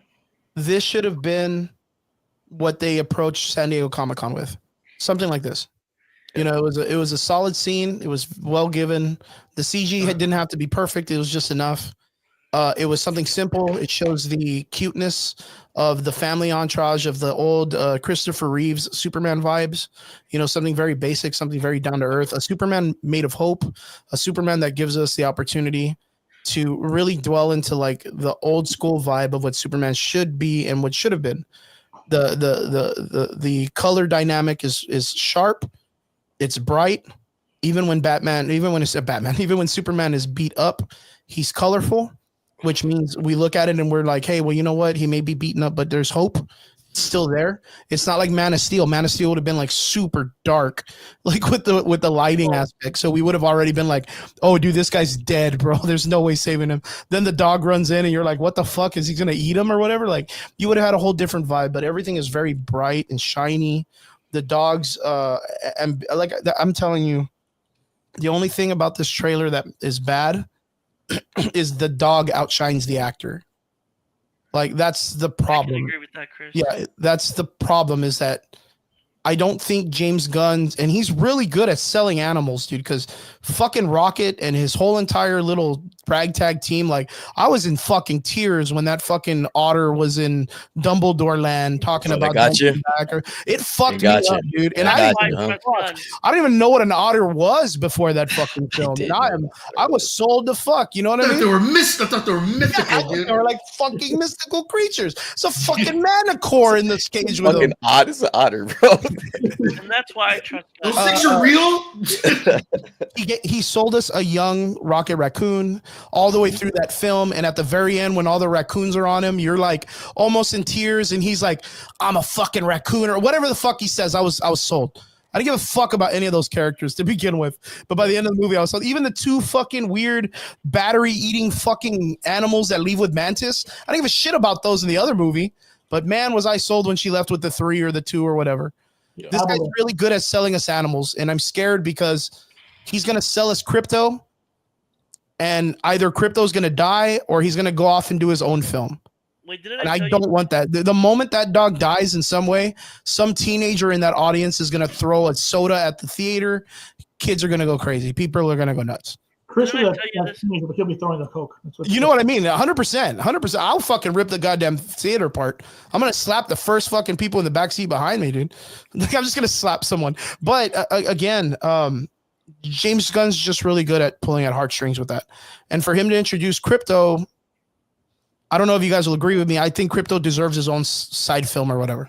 Oh, God. Like, I think, no, 100%. I think you could put him in his own thing. And again, Super Pets or whatever the fuck that film is was really fun. But you already know as a comic book reader, when crypto's in it, something has to happen to him. Like something has to happen, especially in a James Gunn film. I think that's what we're gonna get in Supergirl. I get it. Like the whole aspect of crypto. But this is a Superman movie, dude. Like I don't necessarily need too much crypto. I'm not even gonna nitpick at that. Like me and Mike, have talked about this, and I had a decision leading up to this topic on whether or not I wanted to nitpick at this or have to. know, or Yeah, man, you're kind of the devil's advocate in our group. no, honestly, I mean, I think that with this trailer, there's a lot to nitpick at because honestly, this was 2 or 3 minutes of some new shit, and the rest of it was the same fucking trailer that we've already seen. We haven't seen anything. Go ahead, Well, Brian, I agree with you. You have to nitpick this because this is the flagship of what WB needs. But we don't know anything yet. That's what I'm saying. That's my whole point. Like we talked about this 4 weeks ago or 5 weeks ago when we were talking about Superman needing to be the flagship entity for Warner Brothers, not the movie or James Gunn. But we've also known that this for the movie's been coming studio for 2 itself. years. This is to save lives, bro. Yes, 1000%. And you said it before, and I've said it before. The PR and the advertisement for this film has been underwhelming, and they haven't been bringing us anything at all. And we don't know anything about this actor other than he can lay there and look like Yamcha and suck, and then when sun hits him. But everything else around him looks great. I think Derpy covered the best, and I want to plant my foot into this fucking hill because it's I'm solo on this hill, but the marketing isn't for us. It's not for us. Okay, so then. Okay, that's fine. That's fine. That's fine. It's not for us. It needs to be for the studio. It needs to be for somebody though, because honestly, we don't know anything about anything yet. We got those people. It got $167 point some odd million worth of advertising this opening weekend for people that weren't going to go see Superman before. Yeah, but you got a bunch of people complaining at Cinecon that this guy looks like a Temu version of Henry Cavill on stage. Let me ask you guys a question, and this is very straightforward, right? So the whole purpose of having a trailer is to get people excited to see a movie, correct? Right? And it's supposed to build anticipation to see a movie. From where I'm standing, from what we've seen so far, especially with this last trailer, I don't think it, aside from Derpy, I don't think it adds, for me personally, I don't think it adds to my anticipation because we got the same fucking trailer. All we got was fucking Crypto dragging his limp ass through the fucking snow into fucking some bullshit where he got his bones healed. We still don't know anything about this movie. That's why, like, I'm kind of. Are you going to see it? But are you going to go watch it? It's got my money already. It's got my money. And that's the point, guys. Did everybody here watch Captain America? Yes, I did. You want to know why I didn't watch it? Why? You're smart. Because I was in the hospital for 2 months. So I'll stop me. I was plugged into the machine, guys. If I had come on, man. You could have rolled. Listen to how you said it earlier. You said get that shit beat out there. You could have rolled into the movie theaters. Yeah, but you said that Superman has DC fans' money already, no matter what. Yeah, but that's the problem. Is you're saying we're not the audience. And the studio knows everyone is the audience. Yo, that trailer was ass, bro. Everyone was the fucking audience. Everyone's the audience to this film. That trailer because it's Superman. It's universal. It's embedded in our historical DNA for our country. Which is why they don't have to try to get DC fans. You're gonna go. No. I understand that completely. It has our money, but that doesn't mean the movie's gonna be successful. It's after that's the important part. Yeah, get me excited. Get me excited to spend my fucking money. You already have it. Get me excited. Yeah, you have it. Do it right now. Yeah, just get me excited. This was all right. I'm telling Mike, you right Mike. I'm in my second marriage, and if a woman said, "I'm going to show you a titty," whether I've been with her for 40 years or 4 minutes, I'm excited to see a titty. So that's where we're at with Superman. I'm just asking to flash him real quick. That's it. If I'm getting flash really quick. Mike, let me ask you a question. Right. So, when it came to this trailer, right? It didn't really expound on anything much. Are you more excited to see this movie after watching that trailer than you were before? No, but I was excited to see it to begin with, right? Because it was a new Superman movie. Okay, so the Super Bowl, just the experience alone, right? The Super Bowl. Do you guys remember the Super Bowl where Guy Gardner pictures? The Guy Gardner pictures, but before that, exactly. But before that, the Puppy Bowl. Remember that they had the Puppy Bowl and they had the little the graphic with the fucking dog flying around. Yeah, right. You remember that shit, right? Brian, that was an L. That was what? That was an L. I'll admit that. Yo, exactly. That was an L. That would have been the perfect opportunity to show this fucking trailer. You have the Puppy Bowl, and then you have a trailer where you're centraling a fucking puppy. That would have been a perfect opportunity. They blew it. They blew that. So now you're gonna give it to me now, where I'm looking for some dialogue between my Superman at this point. I need a new fucking trailer. Superman dialogue. I need to know how this guy is interacting with people. I still don't know how the Superman interacts with people, bro. I don't need an expansion on the dog jumping on him while he's fucking almost dead. Like, what does that do for me? Yes, I'm gonna go pay the money and see this movie, but I don't need that. That's nitpicking some idiot in the marketing departments. I said I can nitpick at this, but like I need to see more, bro. I would like to see more. Maybe I don't deserve it or they owe it to me, but I would like to see more. And what's crazy is we know Holtz, the guy that's playing Lex Luthor. Like we got more from him as Lex Luthor than we do of the Superman character. He's literally said more than Superman. Yeah, in both trailers. But so did Gene Hackman. I mean, I don't remember that because I wasn't fucking in my dad's nutsack before that or whatever. Shut up. We know this. But you saw the fucking movies though. Yeah, Lex Luthor does not shut up. He's full of shit, talks nonstop. He's a functional Elon Musk. Mike, cut the bullshit, bro. This movie comes out in like 2 months, bro. Like, is it not weird that we haven't heard the Superman talk yet? Besides him saying crypto? 1,000%, I agree with you. But once again, the marketing isn't for us. Oh, I'm confused as to who the fuck that is for, bro. Because it's for the people that are deaf. Derpy called it all those kids who have no idea what Superman is supposed to be. They just know he's a super strong guy that has a puppy. But even that doesn't make any sense. You still need to incentivize people to come see that movie. You still need to have something to attract them. Like I said, it already has our money, so we're cooked. You need to attract other people to come see this movie. Most people our age have kids. Well, Mike, even with what you're saying, right?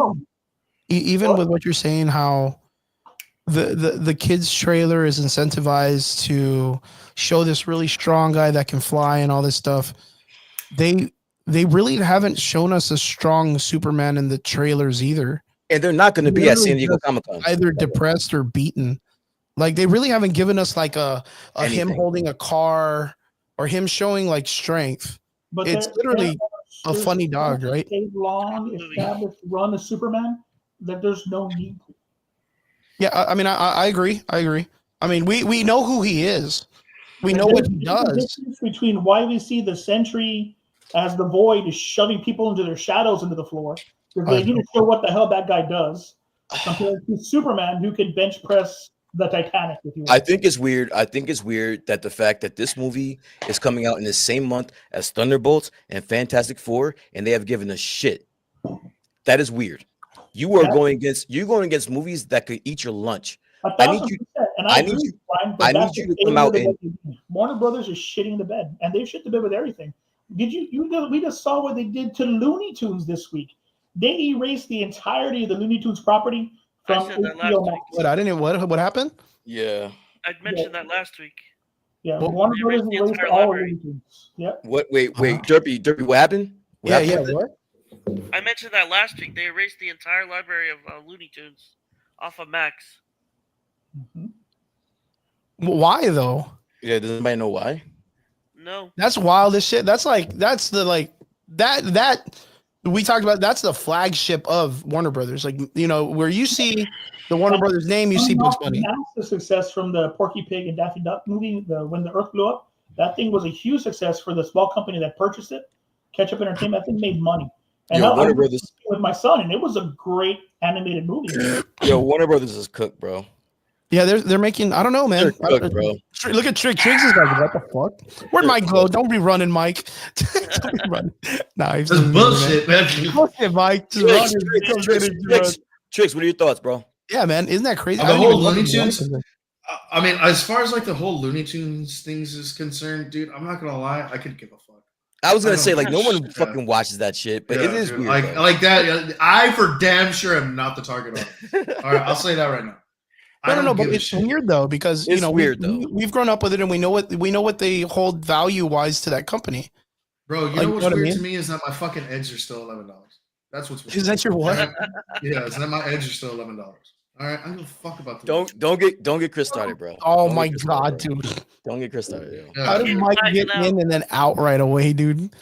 I didn't even know that was a thing, but you know, it makes sense because Brian and I were talking about this weeks ago about how Warner Brothers is kind of like struggling to find its icon, its image, and the Bugs Bunny thing had always been it, but now you have Superman coming up, and that's a huge opportunity for them. And I think Brian, you made a really good point weeks ago when you were like, if this thing doesn't work, like it's cooked. Like It's Warner over. Brothers is cooked. It's over. So that's what I'm saying. Like, good. And I Triggs, mentioned something last week on my like, I mean, a couple days ago. I think I mentioned something. All right. What'd you say? A Green Lantern, Watching you, talking Mike. animal, right? What'd you say? I mentioned this to Chris. There was another talking animal that James Gunn's introducing. I don't know if it's. I mentioned this a couple days to you too, Chris.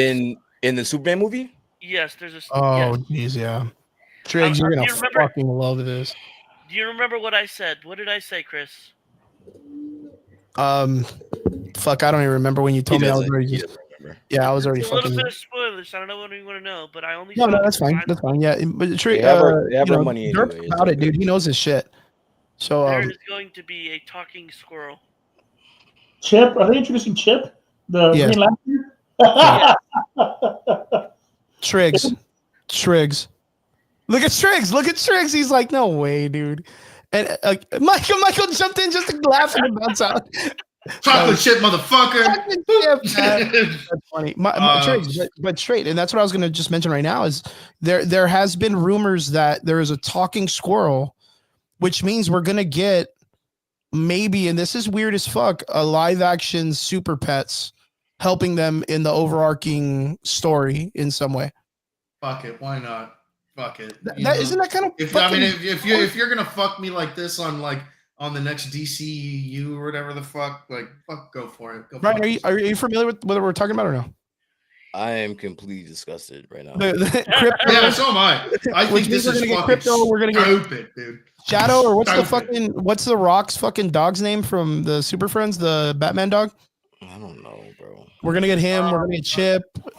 Hey, Michael Badicor, welcome back to the show, baby. The internet's fighting me, guys. I don't know how long I got, so. It's because it The fact- doesn't like what you're The saying. fact that Mike laughed at it kind of like makes it worse for me, bro. I'm not gonna lie to you, bro. The It kind of internet, like Warner Brothers it kind is of like watching us and you they're gotta like I'll twist fucking the shove Mike knife if he in a laughs at little us. bit more, bro. This is Yeah, so ridiculous. Mike- He's just like, I just want to let you know, this movie's gonna be fucking ass. Yeah, It's gonna- because Warner right. Brothers keeps cutting Mike if he talks bad about him. So Mike, let me ask you a question. You're not concerned that this movie's gonna be a little bit too silly? I'm not concerned with it because All Star Superman is a family friendly story. It's the more heartfelt story of the Superman comics that came out at the time, and I think that's what we're getting here. A little ass backwards, but we're gonna get it. I mean, except that he fucking dies of cancer in some weird way. This guy's the It's just weird as Optimus King. fuck. We're gonna poke this guy up and then kill him, right? But Mike, we may end up getting a live action version of the fucking Super Friends or Super Pets, adding on to the debauchery later on in the Crisis or whatever they're gonna do. Yeah, the Super Pets cartoon made a lot of money, and it was a good movie. I don't see why the property wouldn't continue at this fucking point. A live action? You don't think you just keep it animated and work with kids? Yo, bro. If we kept it animated and worked with the kids, we'd have to keep The Rock, and The Rock is expensive, and I don't think they want to keep The Rock anymore. Yo, this Yeah, I is a wouldn't keep it layup. animated. This is a layup, bro. You have Superman, bro. Just don't get too fucking crazy, man. This is a layup. You can't blow this. Like, this is the easiest job that fucking James Gunn has. Which is why the marketing isn't meant for us. It's the easy one.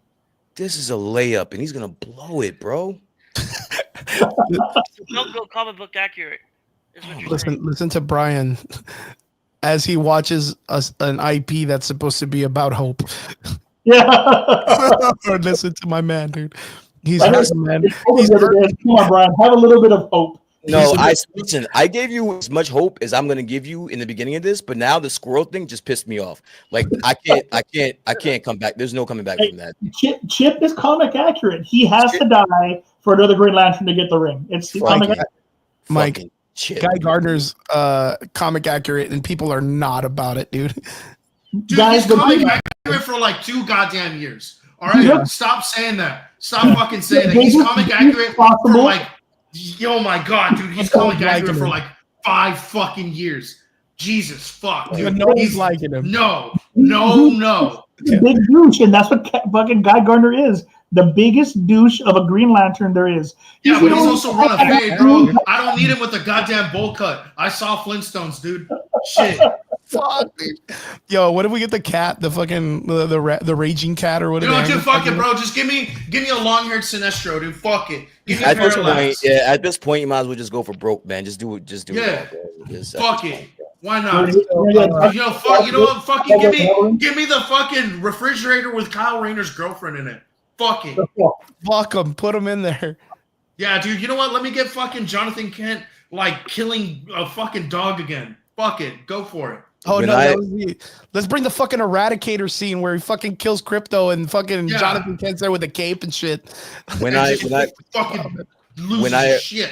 originally heard that we were gonna get a Guardians of the Galaxy Superman, I had hope, but the more that I'm hearing about this, it's turning into something that's just too silly. It's weird, right? To be taken serious as a Superman movie. Well, the 70s Superman is what he's probably going for. No, it is, and like the robots were cool. I don't know why they're blinking. By the way, that's me nitpicking, but I just don't understand some of the moves that he's making. I think this is a very I think it's a very straightforward objective that he should have. I think he's overthinking it, and he's doing way too fucking much. And I think we're overthinking it. Yeah. I think we are expecting what's been done before, and what came before failed. Yeah. Okay. And for this therapy session, let's do some positive reinforcement. My positive, that's just out the window. Everybody just went fucking crazy. I really like. I'm pissed off, and Mike told me I'm not the target audience for this fucking trailer. Right? I think that's the hot take. I have no What hope am I supposed to have? Okay, yeah, so the Superman flag that we had, fuck that flag. That you don't mean it for us. That's what it definitely don't mean. Yo, I'm gonna dig the knife even deeper and remind all of us here that we are all, I don't know how old Derpy is, but we're old as fuck. And we are not meant to be excited for new Superman. If we want the Superman we like, we're meant to go watch the movies that we have. It's not for us. I'm not doing that. Come on, bro. Don't do that.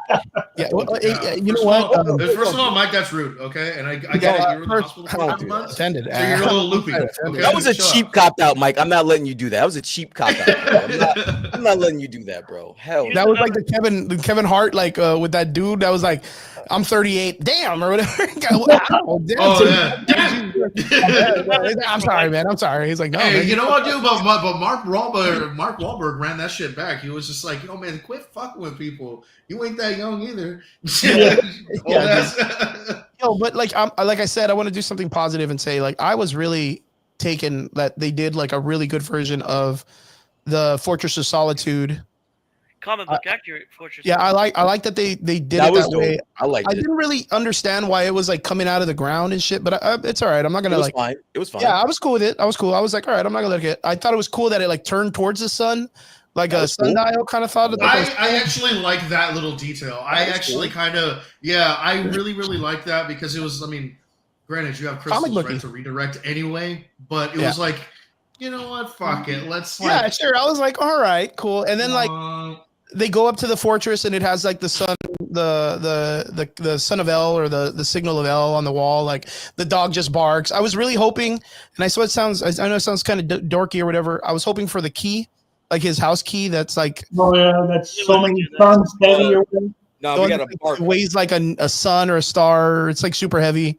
It has like an imprint on the ground. Like I'm really hoping for that kind of like. We got a voice recognition bark. That's what we got, bro. Yeah, I thought that was cool. Like I'm cool about that. I'm cool with the robots. It's similar to the comics in a way. I like the sun thing where like it has that old astronomy kind of like the very weird things of the sun. The telescopic lenses that come down and. I thought it was kind of weird that the sun hurts him though.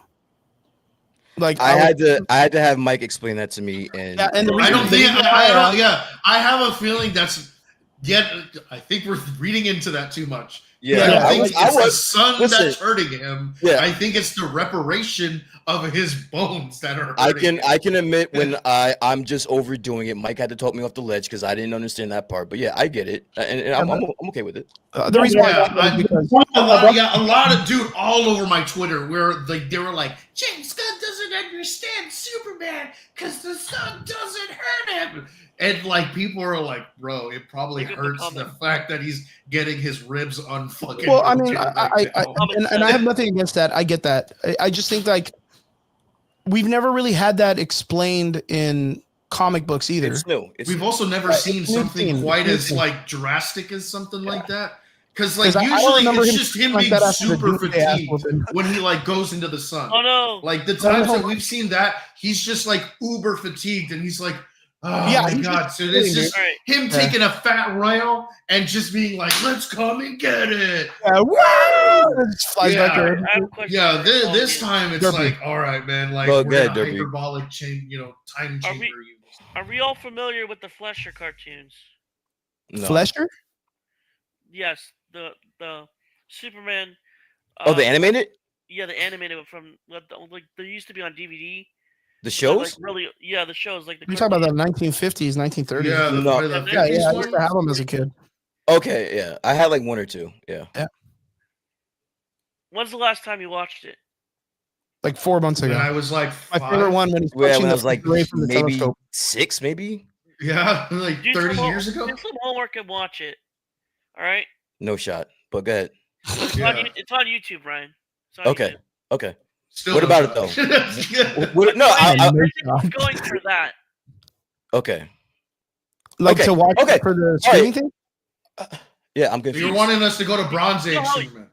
You know how he like struggles in those cartoons? Yes. I think that's what he's going. What James Gunn's going for. So yeah, he's going for He's- Bronze there's- Age Superman. When he, like, you know how he struggles when he's trying to push a train. You see those little moments. I was that- just about to say that, like those videos and those animated Yeah, that videos was all were like like, Bronze Age shit. yeah, that was like him trying to stop a train or him jumping over a building and trying to run faster than a bullet. Like that's what I'm saying. Like even if you wanted to do that, you can keep it simple. James Gunn is doing way too fucking much for this. Even if that's your intended destination, you're doing way too much to get there. You don't Yeah, need to and I do think- any of this. I think also like we're way past that Superman. Like the idea of like, because the thing is if you go back to that cartoon, it's very much like a Saturday morning cartoon thing, right? Like you have to give like all these really crazy examples of like, oh, like even in that one, there's like a Did you telescope hear what I that's said? shining light at him. And in that, there's like little bullets that are hitting him, and then he starts punching the light bolt. You know, he's punching the light ray, and you're kind of like, that doesn't make sense. He's punching the rays of light back into the telescope, and it's like making the pipe look like it's like rubber, and it's engulfing itself, and it's very Looney Oh, Tunesy. I had that shit on VHS, and it would always start off like faster than a speeding bullet. Yeah, and able to higher leave- than a local, faster Yeah, than a yeah, local. faster than a local- Able to leave a building over in a single in a single bound. I had those. I'm not talking about like how he's explained. But I'm talking about like the single moments where what Chris was saying. He's Yes, and punching. but we're also saying those are like Bronze Age things. Yeah, those are Where bronze. his, What where we're saying- his power set was severely lacking. Yeah, so what And we're That is saying, the point that we're trying to. we're counter. saying that we acknowledge what you're saying, and we're just saying that if that's where he wants to go, he doesn't. And that what I'm saying is, if that's where he wants to go, he doesn't need to, because that version of Superman, it wasn't as elaborate as what he's trying to do. It was very simple. It was a very Mike, we're simple. watching you, Mike. I don't know if I'll be on for a while, guys. So if I disappear again, this might be it for tonight. But we'll see how long. Okay, all I right. get you, I get My you. question, did But you- why, Mike, if it cuts you off, like we've really appreciated you. Derpy, jumping on that. Derpy, re-ask your question for Mike so he can answer it. Are you familiar with the Flesher I'll cartoon? be right back. Yeah, the old school cartoons where he does ridiculous things. Like I think the one that's popular online right now. Damn. Motherfucker. Yeah. I mean, I'm pretty sure he was going to agree with you. I just think that we just have a difference of opinions as to what avenue James Gunn is going to take to get here. But listen, like I said, he's got my money, so I can't really bitch too much. He I would doesn't just have like a little mine. more. I I know. I'll tell you that right now. Yeah, I know, but I would just like a little bit more of an anticipation built going into the movie. It's not going to matter either way. That's all I'm asking. I'm not asking for much. And this trailer didn't do much for me to be more excited about the movie. I can agree with you. That's all that I'm saying. That's it. Can I say one more thing? Shoot, you can say 2 more things. This was actually intended to Mike, but it's okay. This is kind of spoilerish because it's behind this. It's like an Easter egg for the movie. Yeah, I don't care. I don't know if chicks don't give a fuck either. So whatever. Go ahead. I don't know. I mean, technically, we can't even consider spoiler. No. If it's in the trailer, if it's in the trailer and you haven't watched it, that's gonna be in the movie. It's not in the trailer. There's a. You ever heard of Belly Burger? I have not. You've heard of it? Yeah. It's in the movie. What is that? Okay. Can somebody explain to me what Belly Burger that's is? more of like a nod. It's more of a nod. Is that I'm assuming it's a fast food chain inside? Yeah, Okay. That's like our Burger King. It's like a big thing for the universe. Okay. Yeah, that's like where like if you ever see a fucking like superhero like eating fast food, they're probably gonna. That's where they hang out. Okay, I got it. Yeah, that's All where right. like dude, fucking like that's what fucking Batman eats. You know, Yeah. it's like when he gets the boys like when they're hungry and shit like that. Oh, I'm hungry. Oh, okay, we'll go to Belly Yeah. Burger. You know what? My real. Got your back, Mike. There he is. There you go, Derpy. Go for it, bro. Ask me again. 2 things. Yeah. I'll ask Maurice the You're familiar with the Fleischer cartoons, right? Yes, I am. Do you think that's what he's going for? Honestly, James Gunn, 100% probably is going for it. That is totally his style. We saw it in Creature Commandos, 100%. And then the other thing Got was Creature Commandos. Jeez. Creature Commandos was good. The It was other thing okay. is, It's like, alrighty, but this is another kind of Oh, nice. behind the scenes thing for the new movie because I have pictures of it because it was filmed in Cleveland. Are you familiar with Belly Burger? Belly Burger, where they kind of all eat burgers. It's the superhero like generic place. Yes, it Is is. it going to be in the movie or what? It's in the movie. is that their Yeah. shawarma? Every time. That's like, yeah, it'd be like the MCU has shawarma, just a generic place or whatever. That's what DC has. So we're gonna break from the storytelling of this new Superman in DCU to have him catch a burger with fucking Supergirl and Mr. No, T. dude, I guarantee you, like fucking Dick Bullcut head, is gonna like come in with like a Belly Burger. Wait, time out. Say that again. What is his name, yo? Yeah, fucking Dick Bullcut having ass. Put some respect on that name. That's He's a the wild- Fuck him. Fuck his name. Fuck his haircut. Dude, That's a I'm wild running name. all fucking page, bro. It's on site, bro. I What's think it's good? I think it's safe to say. I think it's safe to say James Gunn does not have Triggs' money yet. He does At not. all. There's no Doesn't way. have Triggs' vote of confidence in anything. not have the Fuck trigger no. approval. There's no way. I don't know how No. true this Bro. rumor is. What's good? Yo, dude, if you're giving me a talking squirrel, you might as well give me watching him eat a burger at a fucking fast food joint. I don't give a fuck. I don't at know how that point, true bro. this rumor is, but I've heard it's like kind of like episodic. What is? The movie. Well, it has to be. It's No. only like an hour and 90 seconds or whatever. No, 90 no, minutes long.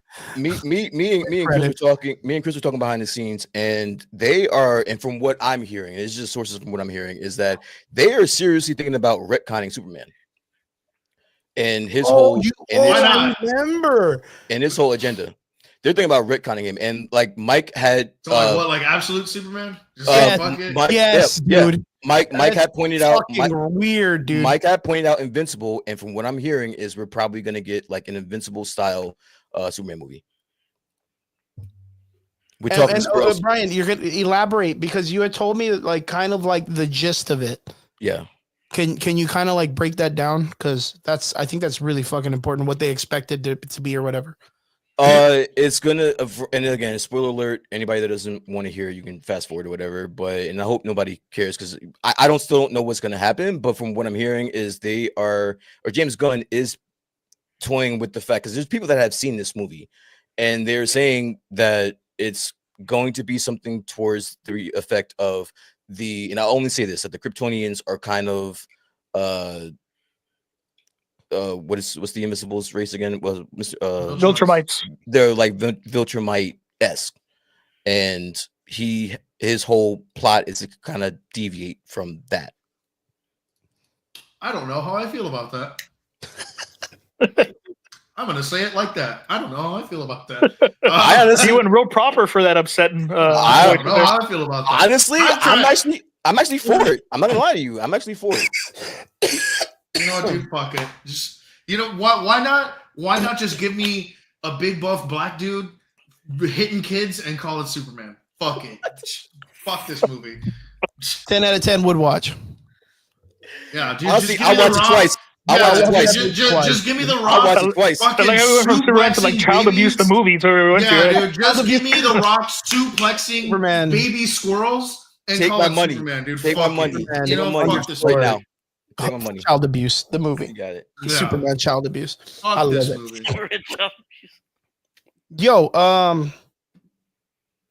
James, How Gunn, would how would you feel about that, Chris? How would you feel about that if they went to like a Saiyan slash Viltrumite angle for the Superman? oh, just call him Goku already. Well, fuck this game, right? Right, dude? It's Yeah, making like, sense. that's the problem with, and we've talked about this before, is a lot of these new age people come in and they think that they're gonna reinvent the wheel by fucking putting LED lights on it or whatever the fuck. What do you Superman's mean? already good. You don't need to change him anything. Like, you don't. Like, if you're gonna change him, you're gonna compare him to something else. This is the most vanilla character ever invented in life. And he's perfect. bro. He's perfect. You know, he's a Buick. Yeah, He's the he is the Boy Motorola. Scout. Yeah, he's the Nokia freaking fucking brick phone. You can kill somebody with that bitch. He's the thing. You just you put him at the base and you go from there. All the characters that are people going to compare him to, they're all based off of him in some way. They're like, yo, it'd be cool if we made a fucking character that was like Superman, but his dad wants to conquer the universe and wants to fuck his skull bone or whatever. And then boom, Invincible or whatever. You know, you get that shit, you know. Yeah. Every character is based off of What's up with Superman in y'all, some weird way. Like, it's just what it is. So, like, Superman doesn't really need to change. The only thing I've said before about this matter is you need to know what Jonathan Kent we have, the father, because then you'll know what Superman we're going to get. That's it. He's either going to die when he's a kid, he's going to die when he's a teen, or he's going to die when he's an adult. But either way, then he becomes Superman from there, and then it establishes what type of man he is. That's it.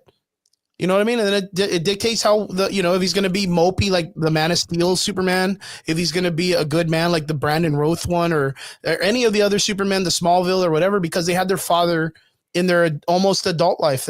Even Christopher Reeves had him like into his teenage adolescent life, and then he died when he was already a man. And then he tried to be like, okay, cool, here's the house, had to deal with the everyday things. But we're getting this like weird out of pocket, like, hey, we're going to send this kid. He's supposed to be an assassin and take over, but he lands on a farm and, lands with a group of people that are like literally ants to him. Like, he doesn't need them if he's already established in that way and already has a mission. But he just falls in love with them. Fuck them, why not? Because they're just old people that, fucking take care of corn or whatever the fuck they do. Like, it doesn't really, because what else are the Kents? If he's already at an age where they can give him a mission and they send him, why the fuck does he need these people? He already knows he's a superpowered being psychologically. Fuck it, dude. Why can't we just have another Brightburn movie? Fuck it. Yeah, 100%. Brightburn. He's like, oh, I'm gonna protect these fucking creatures because they mean something. They're like cats to me, and then he fucking kills everybody. Yo, the fandom would lose their fucking shit, bro. Because it's a debauchery of the character. That's all it is. It's a debauchery of the character. Have any of you seen like any leaks? That was the only leak that I wanted that I accidentally ran into. That's a crazy ass leak too, man. As opposed to who his dad is in the movie, but that was the only other leak that I saw. Sacha Baron Cohen. Yeah, exactly. Nailed it. Nailed it. Mephisto. I guess there's like a full plot leak out there. Yeah, there is. Have you read any of it? I have not. Can you give us like the funniest cliff notes? I mean, I can read you the whole thing if you want. No, me no, to. no, because that's gonna take a long time. Can you give us like a one sentence? Yo, Derby was like, I'll spill Yeah. this shit right now, bro. Fuck that. Say, Yeah, fucking Derby's Derby. sitting on the I'll script and say- everything right now. I'll air this whole motherfucker out. Don't worry. Don't ask me. I mean, I would like for you to tell us what the whole story is about, but like I Wait. feel like the disappointment will really stack really high. But I think if I get you to do it in one sentence, it's gonna be really fucking funny. Wait, Derpy. The only thing I want to know is that Viltrumite angle legit? Viltrumite? Yeah, like is the James- idea of him being like a conqueror or supposed to be of Earth? I don't see it in the leak. Okay, then that's Oh. fine. Then I was wrong. I'm glad. I mean, fuck it. No, but listen, all I'm gonna say, this is my last thing. I'm done with Superman after this. I am just afraid that I'm gonna go into this movie theater and there's gonna be way too much fucking going on, and I'm gonna get pissed off. I hope that I'm wrong. I will still be somewhat optimistic. I would love nothing but to come back and tell Mr. Betancourt, you know what, you were absolutely fucking right. I'm just a little nervous. That's it. And I'm done with the topic.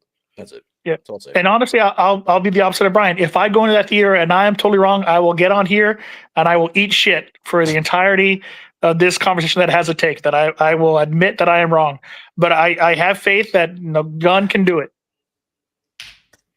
What was the movie that I had to do that It was with? I can't Summer remember. Bros. I know I did that with one movie. I think it might have been Batman. Yeah, I feel very relieved that Derpy came out and was like, nope, never read the conquering aspect on the script spoiling thing. I think that makes me happy. I'm still a little reserved. I think we've all been in these situations before where movie trailers come out and they're either a hit or miss. I do agree with Brian and Triggs. I think Triggs mentioned this earlier, if I'm not mistaken, but the release of the trailers and the PR, I think they're really holding back a little too much. They just need to give us a little bit more. Like maybe like a speaking part between him and Lois and maybe someone like, just a little bit different. Oh, I think we lost Brian. Well, Brian, Why will see if does he he can still come have back a fucking truqueando haircut, dude? oh God. Oh, Yeah, I know. that's real though, right? Like the curly haired shit. Yeah, dude. He's got like the broccoli haircut. I don't know. Yeah, I bro. don't know. Homeboy's got a fucking Edgar haircut, dog. I don't know, And but I can maybe when he give- flicks it down, it looks normal. So if he can hide it, that's No, fine. like when he combs it, yeah, bro. Like he looks fine, but like undone, fucking truqueando, dude. Like I'm expecting him to be like, hey, bro, like, The check Edgar out cut. my new S10, bro. My super- That's kind of like another reason I'm a little excited for that also, which is the part to see him act like Clark Kent. Like I'm really excited to see if he's gonna kind of like they're gonna pull at the heartstrings, Christopher Reeve style, really out of pocket silly. That's what I'm really excited for. But yeah, over that, everybody, what do you guys feel about Superman? Michael, I'll start with you. Betancourt, excited? I'm optimistic. I'm about as excited as I was when I found out it was coming out. I'm definitely going to go see it. And I really do think it's going to be better than what everybody thinks it's going to be. Awesome. Triggs, what about you? From what we got, dude, Can I say honestly, something? like for me, like I'm the one actress that I'm most excited about is Isabella Merced as Hawkgirl. Oh, okay. She's also coming out in The Last of Us Part 2, or The Last of Us Season 2. Yeah. You She's know, gonna be the girlfriend, so right? yeah, she's gonna be Dina. And Yeah, the so, love interest. like, I mean, dude, she's making moves right now, and I think she's a fantastic actress. And that's kind of all I fucking give a shit about at this At the moment, right? At the moment. Yeah. Okay. And Derpy, man of the hour, Mr. DC himself. How do you feel, buddy? I feel optimistic as well.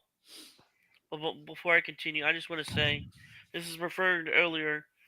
Why don't we just CGI Triggs, right?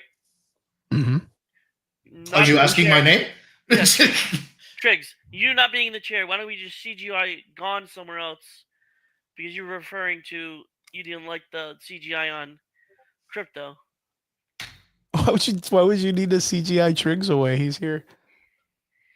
I'm just messing Just around. jazzing you. I was Yeah. like, I don't know what's happening here. I don't know. Hey, he's just talking Yeah. shit. Yeah, I'm like, I'm okay. fine. But Triggs, you do make a really good point. Like the CG is a little bit weird looking. I kind of feel like it does, and this is what I was talking about earlier, and that's why I made a reference to it, was the Guardians of the Galaxy, the Rocket Raccoon, the Otter. Like it still has a very plasticky look to it. But James Gunn, has done fairly well with the animal characters. Yeah, in dude, it. and this is coming from the guy who did the fucking Suicide Squad. The first Yeah. Suicide Squad was a fucking amazing movie. I had a lot of fun with it. True. True. True. And so like, given the right tools, and this guy fucking controls the DC universe. So Yeah. like, what? Like, I'm just wondering, like, what the fuck is happening? And I know, and I get that he's writing this movie, and I have a feeling this is really going to show that he overloaded himself and he bit off a little bit more than he could chew. Because ultimately, my largest fear of this movie is that he's getting into a position that I think he may have been like, oh shit. Yeah, it might be a little rough. Yeah. So And even like time consuming, right? Or time framing, like it might be a little bit too much. yeah, and so I mean, granted, like regardless of the guy's accolades, because he has quite a few of them, right? Mhm. Like the guy knows what he's fucking doing. He does humor better than most people. Granted, his humor is a little bit, raunchy and stuff like that. It's not always for everybody, and I totally get that. We got a little snippet. We got a little snippet for season 2 of Peacemaker. Peacemaker as well. So really excited for that. But at the same time, dude, like, hey, we're gonna. I mean, it's a little rough, dude. I mean, this guy's EPing Superman, writing it, and I don't know, is he directing it? He directed it. Yeah, he's directing it. Yeah, Also. dude. I mean, this guy. I mean, he may as well just be fucking Superman. Yeah, he's Jackie Chan in there right now. Yeah. So I mean, it's a lot. I mean, Which we didn't get to talk Karate Kid either. So yeah, there was a lot of things we didn't get to talk about today, but yeah, you could tell passionately Superman's very important to a lot of people. And and I get it. Like you it's a fantastic IP. It's one of those things that has truly stood the test of time. I mean, that bitch is 90 fucking years old, bro. So like, I'm just saying, man. It's one of those things where like, we have plenty of stories to draw on. I get it. Like outside of being a fucking comic book purist and stuff like that, but right now, my greatest fear of this movie is we're going to really, really see that James may have bitten off a little bit more than he could chew. True, 100%. I agree. Guys, thank you guys so much for jumping with us on the show. Mike, I appreciate you so much for jumping in with us. We hope you're doing good. Derpy, I appreciate you also for being here. Mike, I gotta let you know, man. Next week, would you be available? Next week, no. I'm recovering, and I get to see my son, so I'm out of pocket next week. Brother. Yeah. We hope that you're good. I'd like to reach out to you because there's some news coming out for Ahsoka season 2. Maybe a Sons of Dathomir show, Darth Maul, an animated series, another animated series that's coming out. Yep. Sam Witwer coming back. Liam Neeson. Oh, dude, if Sam Witwer came back. Yeah. So, if by chance we get an opportunity with you soon, I'd like to be able to talk to you, so that way we can talk about, of course, the elders and the gods of the Star Wars universe. The idea that they were going to bring in the father, the son, and the daughter. The idea that Sam Witwer is going to be coming back to play the son. Anakin's already signed up. Christian Haydenson's already signed up, and he's going to be very prolific in the next Ahsoka series. Same thing with Liam Neeson for Obi-Wan again. There's a lot of movement going on with Star Wars, and you're the guy on the couch for Star Wars with us, man. And I know you had reached out a while back to hopefully reaching out to a guy from like YouTube or TikTok. He's from TikTok, yeah. He's a guy out of the Force. A far stronger Star Wars historian than I am. He's impressive, man. Yeah, I've seen some of his stuff, and he's a heavy hitter, man. Maybe there would be a way. Maybe we can all reach out to him or something and whatnot. Try to get him on the show. I wouldn't mind talking to someone that can give us a really good breakdown for the Darth Maul series. Yeah, the Darth Maul series. That'd be really, really cool. And of course, like the Sons of Dathomir show. Like if they're going in that nature with the Darth Maul character, I know that if we bring someone in like that, he probably could kind of like, really break it down. Yeah, we'd really like to have you back for that. And I know you've been recovering, and we hope you're doing better. You know, we hope that your recovery's been doing well, man. We really, really do. Yeah, thanks you. Yeah, I'm here at home finally.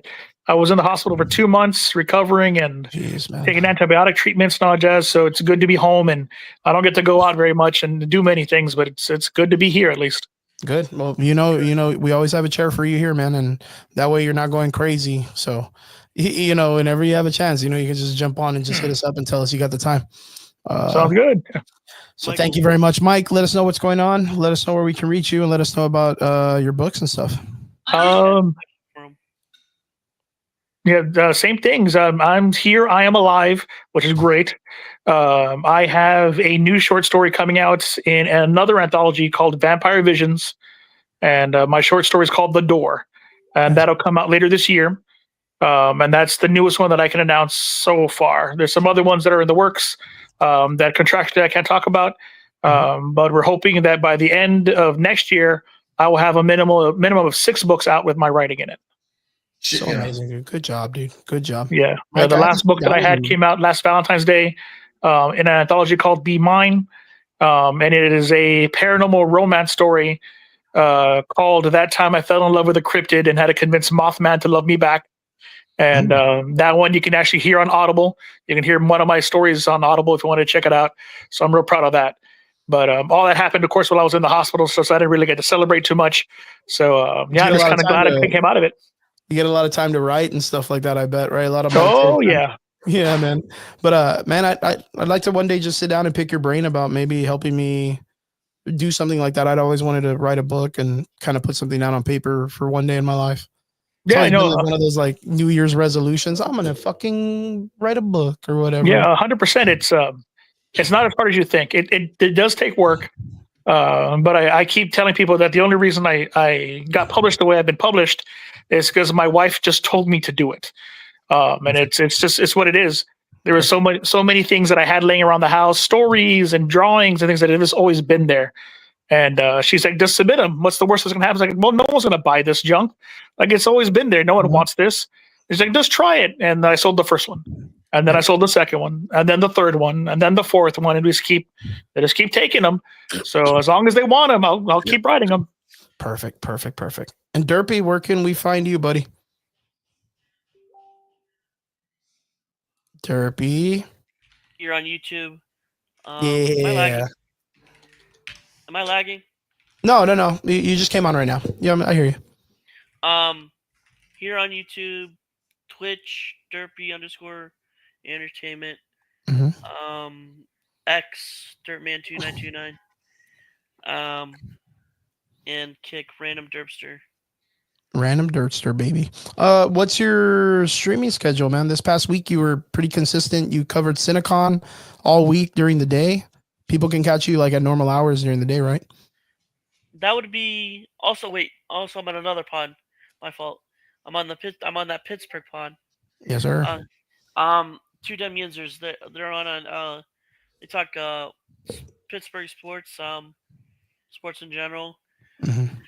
We go a little bit out there on off topics, but but they're every morning on 11. Excellent, brother. Excellent. Good. Hey, and I appreciate you. Thank you for reaching out for me during the week and helping you jump on one of your streams. That was really awesome, man. By all means, Derp, I guarantee you could probably hit up Mike Triggs and you could probably hit up Brian. And, if they're at a decent time, they could probably jump in and kind of, stream with you too, man. You always have a really cool concepts of what you're covering, man. So guys, don't forget, check out Derpy Entertainment, YouTube and Twitch. And it's Derpy2929, Derpy Entertainment 2929. Dirtman2929. Yeah, Dirtman2929 on TikTok or on Instagram. Yeah. So thanks, Derps. Thank you for jumping on again. We always appreciate you. Triggs, you know me, dude. I love you, bro. Thank you for jumping in. I know that you're always working. I only got my fucking computer working, man. So God damn, about time, dude. The old school one, like the Ivory Sentinel? Yeah, man. Nice, dude. Welcome back, dude. Sentinel. Yeah, Welcome man. back. My Obsidian. Finally had my wife help me up on my office as well, dude. So, it's looking a little bit cleaner. And Triggs, I know we didn't get an opportunity I promise you we'll cover it next week, guys. Stay for us next week. Next week we're going to talk about the Switch. I'm sorry, the Switch 2. Oh And of yeah, course, man, that is all over the place right now. Yeah, we're going to talk man. about that next week for sure. Or maybe we can And Brian and I can talk have about one jumping question in. to ask Triggs before I lose him, because you know Triggs is always busy and I'm Yeah, dude. unconscious Yeah. most of my day. Triggs, how good did it feel to see Tech Jacket kicking ass on Invincible? Oh, dude.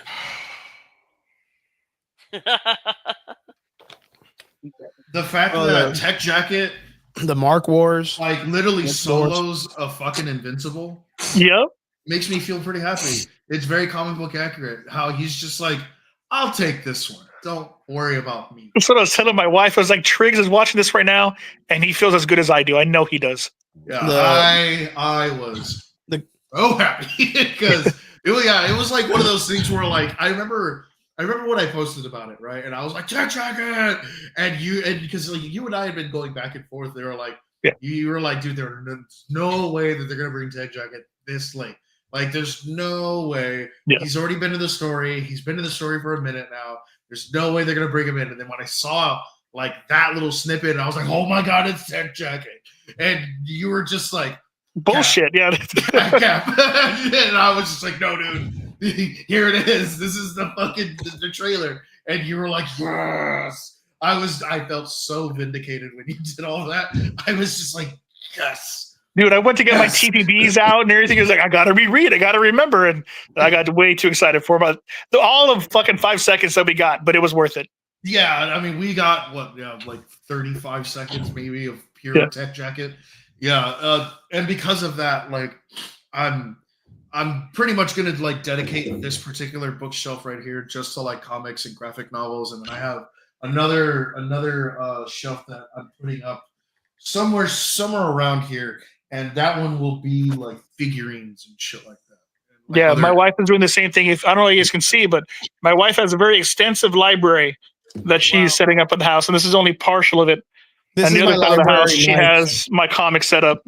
I was like, this is my library. Yeah, I was about to say, I was like, we used to have something very similar to that. We've downsized quite a bit because right now, I think, like, if we're going to fit full size, we could probably do that entire shelf with what we have left. Yeah. Yeah. Like, because my wife is also a very large reader herself. She's gotten me into reading more, you know, and so, I mean, I've got quite a few books myself that I actually need to unload and actually put into this, you know, and do my diligence, you know, with this. But yeah, man, it's one of those where like now we have like our regular shelf, just like a shelf just for like little, you know, for the night, like the books that we just got. Then we have our nice bookshelf. This is our collector's editions, our first editions, our like Barnes and Noble exclusives with nice covers. You know, Juniper books, you know, like cover arts and stuff like that. So, like, we have that bookshelf, and that one's downstairs for like everyone to like, so we can like flex on people. And stuff like that. I'm gonna tell you right now, Triggs, my wife and your wife would probably never meet because the world would explode with the amount of fucking books they'd probably buy. Oh yeah, no, dude. As it is, I have another like one of my other best friends. His wife is also a really big reader, but she doesn't have quite as many books. I think she has like a bunch of ebooks and stuff like that and audibles. Okay. Like yeah, like the two of them, like when they're around each other, me and my friend love it because we don't have to talk. Like to them, they just talk to each other, and we're like, they're distracted, you know, like, and him and I can like do our thing. But so yeah, I love exposing my wife to like other readers and stuff like that. She doesn't like usually get to have physical interaction with other readers because it's a bit of a lost thing down here where we are. And, Sadly, yeah.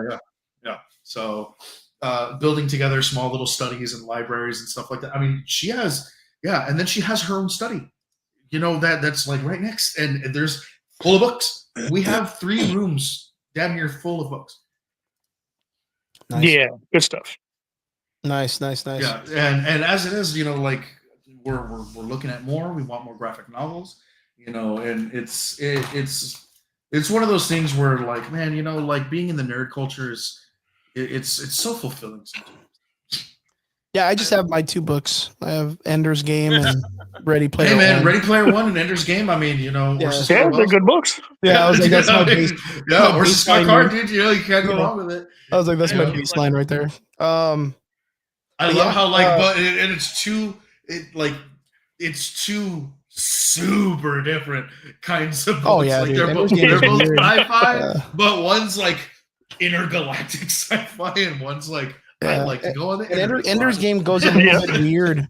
It goes a little bit weird, and the author had a lot of problems after the first book. So that's the same thing. Like, I want to get Starship Troopers also, and I want to read the book because I never read the book compared to I love the movie, dude. So, but yeah, the other thing I wanted to ask you, Triggs, but we'll talk about it next week, of course, is I wanted to talk to you about the Dune game, but like I said, dude, we'll cover that I've next been week. I've been hearing a little bit of snippets about it. I'm not going to talk about it, but like I've seen some snippets. I know, like the only thing that I can say about it, or that I will say about it right now, is that I am aware that you are going to be the Kwisatz Haderach.